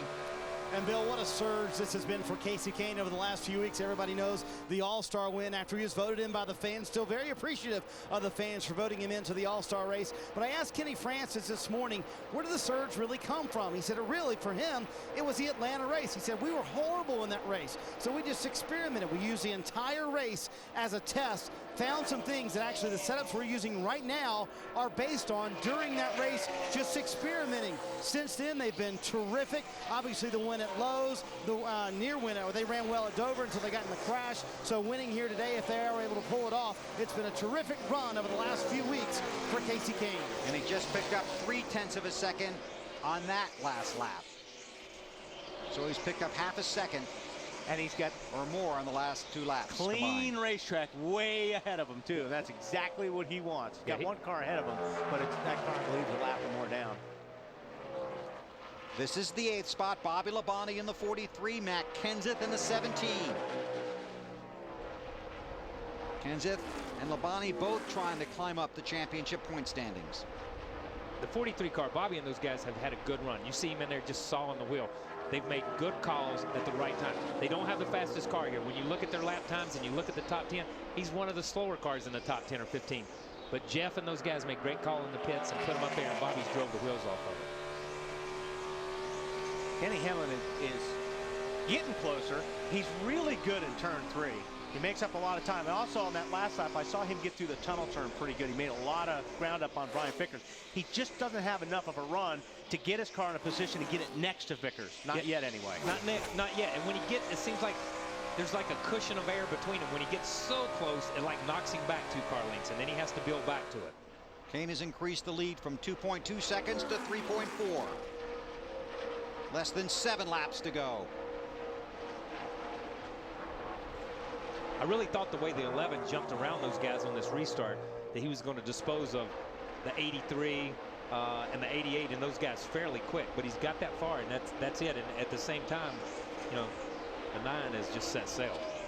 And again, you have to go back to the fact that Kasey Kahne had an incident on pit road. They were going to make a 4-tire change. Midway through the stop, they decided to make it just a 2-tire change, but they'd already taken lug nuts off the front left wheel. Kahne had to come back down pit road, got new left side tires, went back out, and started at the back of the field outside the top 40. And let's give a call to the 11. They did too. They did the same thing when they had their fender torn up. They went back in, they come in, they fixed their left front fender or their right front fender. The 83 has got there on just pure drive from Brian Vickers and on great pit strategy from the Red Bull team. But the 11 car, these guys have been from the back to the front at least twice during this race. Hey, Ralph, how about that 83 car? Well, he's doing a great job behind the wheel, Bill. He said just a few moments ago, the only difference between us and these guys that we're chasing is the tires. We've got a very good race car. And they said, don't worry, you're going to make up the difference for us, driver, between you and those tires. And he's doing just that, Lindsay. What Bill and Kyle are talking about up in the booth, talking about Denny not having a line. He just came on the radio and said, I can't do anything about this when he's right in front of me, right taking up my line. So Denny's giving it all he's got. He's trying. He wants to get a win for his crew because his car chief got sick on Friday, had to go to the hospital. They've had to shuffle everybody around to make things work this week, so it would be really big for them. Denny Hamlin has had tremendous success here at Pocono in his brief Sprint Cup career. The sweep in 2006, led the most laps in this race a year ago. Hamlin has led 17 laps today, runs in the 3rd spot. 5 to go, coming to 4. We talked about it this morning, Kyle and Wally, in our meeting. These Gillette Evernham Motorsports cars really do seem like they've come full circle. It's been like a light switch almost. I mean, it just seemed like they struggled, and then all of a sudden, you know, like Marty was saying, right after the All-Star race, it was just like, this is a different race team. Yeah, I think here's the 43 car. You say, he just gets out there, he gets in and pushes out, like we talked about. It pushes out. Matt did a good job of staying off of him. But you talk about the Gillette Evernham. When George Gillette and Alex and those guys bought into that team last year, they started moving people around. Mark McCardle, some of those guys who had been in the engine department, Tommy Wheeler left him in the engine department. Some of the guys in key positions, they moved some people around and they brought in some of their own people. They did everything they said they were going to do. And I think you're seeing that on the racetrack also.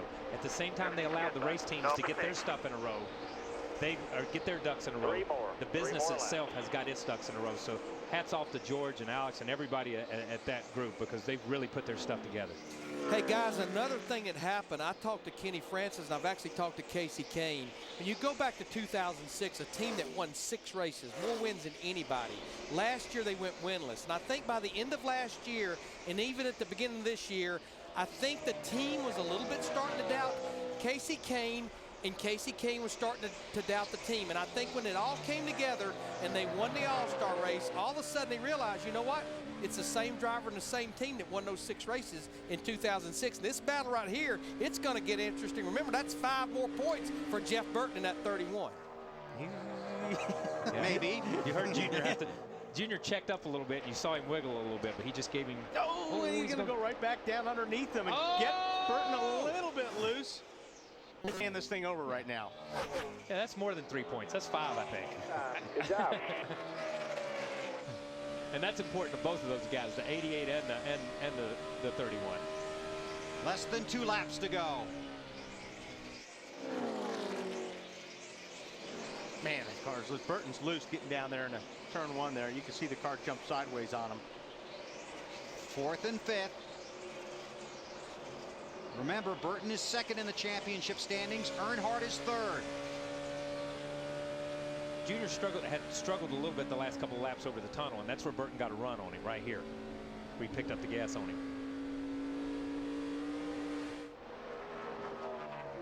They head for turn 3. Burton's going to try the low line this time. He figures, well, I'm either going to follow him here and stay here. Maybe I can find some grip down on the bottom, but there isn't any. Casey Kane has taken the white flag. This is the last lap of the race. 28-year-old from Enumclaw, Washington.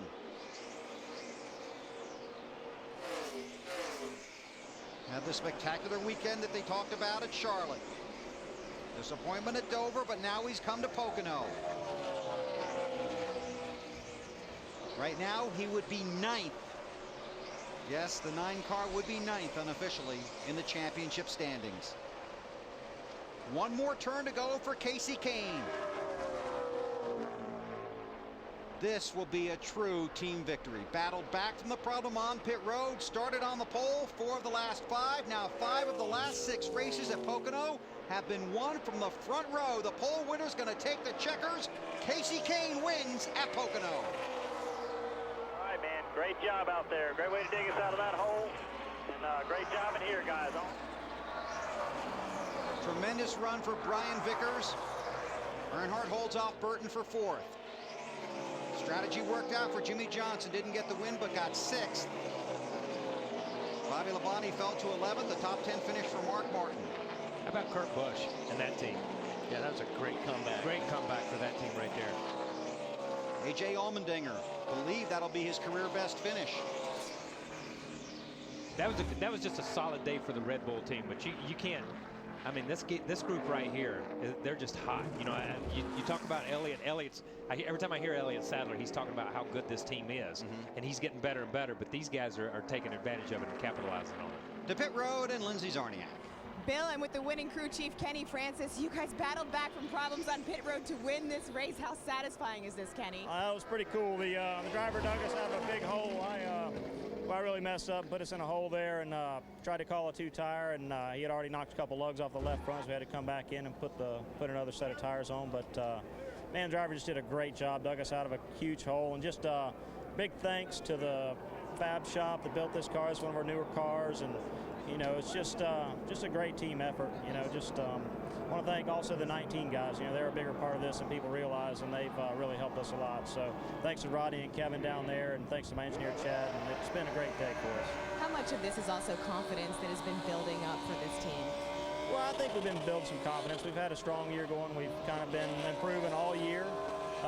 We've kind of been under the radar, under the limelight, but we know we've been doing a good job. We've just trying to step it up a little bit every week and try to learn a little bit and get a little bit better. And we finally kind of got where we're fairly confident, but we still got a long way to go. You know, we still got a lot of tracks that we need to get better at, so we're still working hard. Kenny Francis helps Casey Kane to his 2nd win of the season. Bill? Casey Kane's 9th career win and his 158th start, his 5th win from the pole, and his 1st win at Pocono. He's the 3rd multiple winner in 2008, and he's headed for victory lane. We take you there next. Just dominant today. Fell back to 38th, and they're able to come back to the front. And as you would imagine, a little bit of Budweiser here in victory lane being thrown about. Casey's going to enjoy one, as a matter of fact. Casey, when was the last time you had a car that dominant? Never. I've never had a car that dominant. Never? You've had some dominant cars before. I've had some dominant race cars, but ones that just stayed the same all day, and it was so good all day long. And Kenny Francis made great calls. Chad, our engineer, I mean, the team did so good. Our engines, the engineering guys back at the shop, everybody at Gillette Evernham Motorsports, and I really want to say thanks to Budweiser, you know, and Allstate and Stanley and the people that stuck with us, and Budweiser for coming along this year. I mean, it's been a huge turnaround. It feels really good. Take me through 2 scenarios in this race. First of all, you fall back to 38th. You never panicked then, but secondly, the last restart. Did it take you longer to get around Junior and Vickers than you thought it would? Yeah, I mean, I wanted to take my time, and then I saw the 11 coming, and I know how good he runs here. And I was, you know, because I was pretty loose all day, but the back had so much grip and turned so well that I just needed to take a little bit of time there. And I saw the 11 coming, and it was time to go, and we got to where we needed to go. But thank everybody, Siemens, Bosch, Stanley, I don't know, Valvoline, everybody that's part of this deal. It feels good to win another race. For the 5th time in Casey Kane's career, he starts on the pole and wins the race. Matt. What a tremendous 3-week stretch for Brian Vickers in 83. Led 61 laps at Charlotte, 17 laps today. What does this mean to this entire organization, how you guys have really come together? It means a lot, and I tell you, I'm so proud of these guys. They did it all last night and today because we were a bucket yesterday in practice. They did a lot of changes, and real proud of them. You know, I feel like we had the best car there on the racetrack at the end of the race. We just didn't have any tires, but we did the strategy we had to do. Kevin made a good call. 2nd here again. Yeah, I know, 2nd here again. Hopefully one day we'll get a win here. We've had a lot of those. He's had 4 career top 5 finishes here at Pocono. Well, Jimmy, that was a unique strategy call today, and it seemed to pull itself out pretty good. You end up with a 6th place finish. Were you a little curious as to what Chad Knaus had up his sleeve today? No, I knew he was up to something. Unfortunately, it didn't really pan out like we needed. That last caution really hurt us, but that was a working man 6 today. We had to work really hard for that one, and I can't thank these guys enough for working so hard to give me these great cars, and we'll take that 6, but we feel like we could have been in the top 3. You looked a little weak in the knees almost when you got out of the car. How hot and tiring was it out there today? No, I feel great. It's just those first steps after 500 miles in a car. The belts are so tight and you're trying to get the blood back to your feet. And I was pushing the damn gas pedal so hard trying to catch the guys in front of me. My foot's asleep. Thanks, Jimmy. Dale Earnhardt Jr. comes home with a top 5 finish. You've seen just about seen it all today. How would you describe today? No, fun wouldn't be in there. We were pretty good to start the race, and then it got a little bit loose. I mean, a little bit tight in the middle part. We lost a lot of track position, but we gained it back. Some good strategy in the pits there, Tim.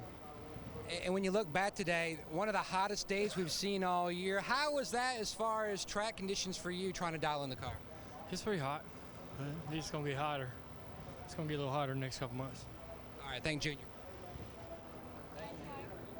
All right, thanks, guys. 13 of the 14 races this season have been won from a top 10 starting position. Casey Kane wins here, but some guys had some really good days. We talked about Kurt Busch. Carl Edwards recovered from the tire issue.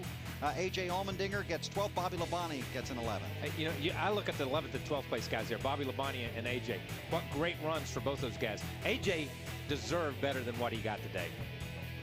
Kevin Harvick had to start deep in the field after a battery problem on pit road. Jeff Gordon got the 14th spot. Yeah, we got Greg Biffle back there. That should have been a lot better than a 15th place. Ruderman gets a top 20. Scott Riggs right along in that group. He ran really good at the first part of the race. Bill Elliott in the 31st spot. Tony Stewart, disappointing finish. Third win of the 2008 season for Dodge. Casey Kane takes the victory. More from Pocono in a moment. Want to let you know, as soon as we're off the air here on TNT, you can come on over to NASCAR.com, and our post-race coverage from Pocono will continue there as soon as we're done here.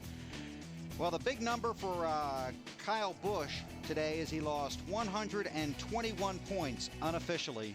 Jeff Burton now just 21 back, second in the championship standings after 14 races. There you see the top 12. David Reagan still knocking on the door. Matt Kenseth, 15th now. Everybody trying to make the top 12 and get into that chase for the Nextel Cup. Next Sunday, follow the world's best drivers as NASCAR on TNT heads to Michigan. Tune in as coverage begins at 12:30 Eastern with NASCAR on TNT Live, presented by Castrol GTX, followed by the Allstate Countdown to Green, then the LifeLock 400 next Sunday on TNT. Coming up next in the East on TNT, it's Die Hard with a Vengeance, and coming up in the West, Nobody Gets Away with Murder. It's Law and Order next on TNT. Don't forget, we're going to NASCAR.com for more coverage on the Jack Daniels post-race show. Congratulations to Casey Kane.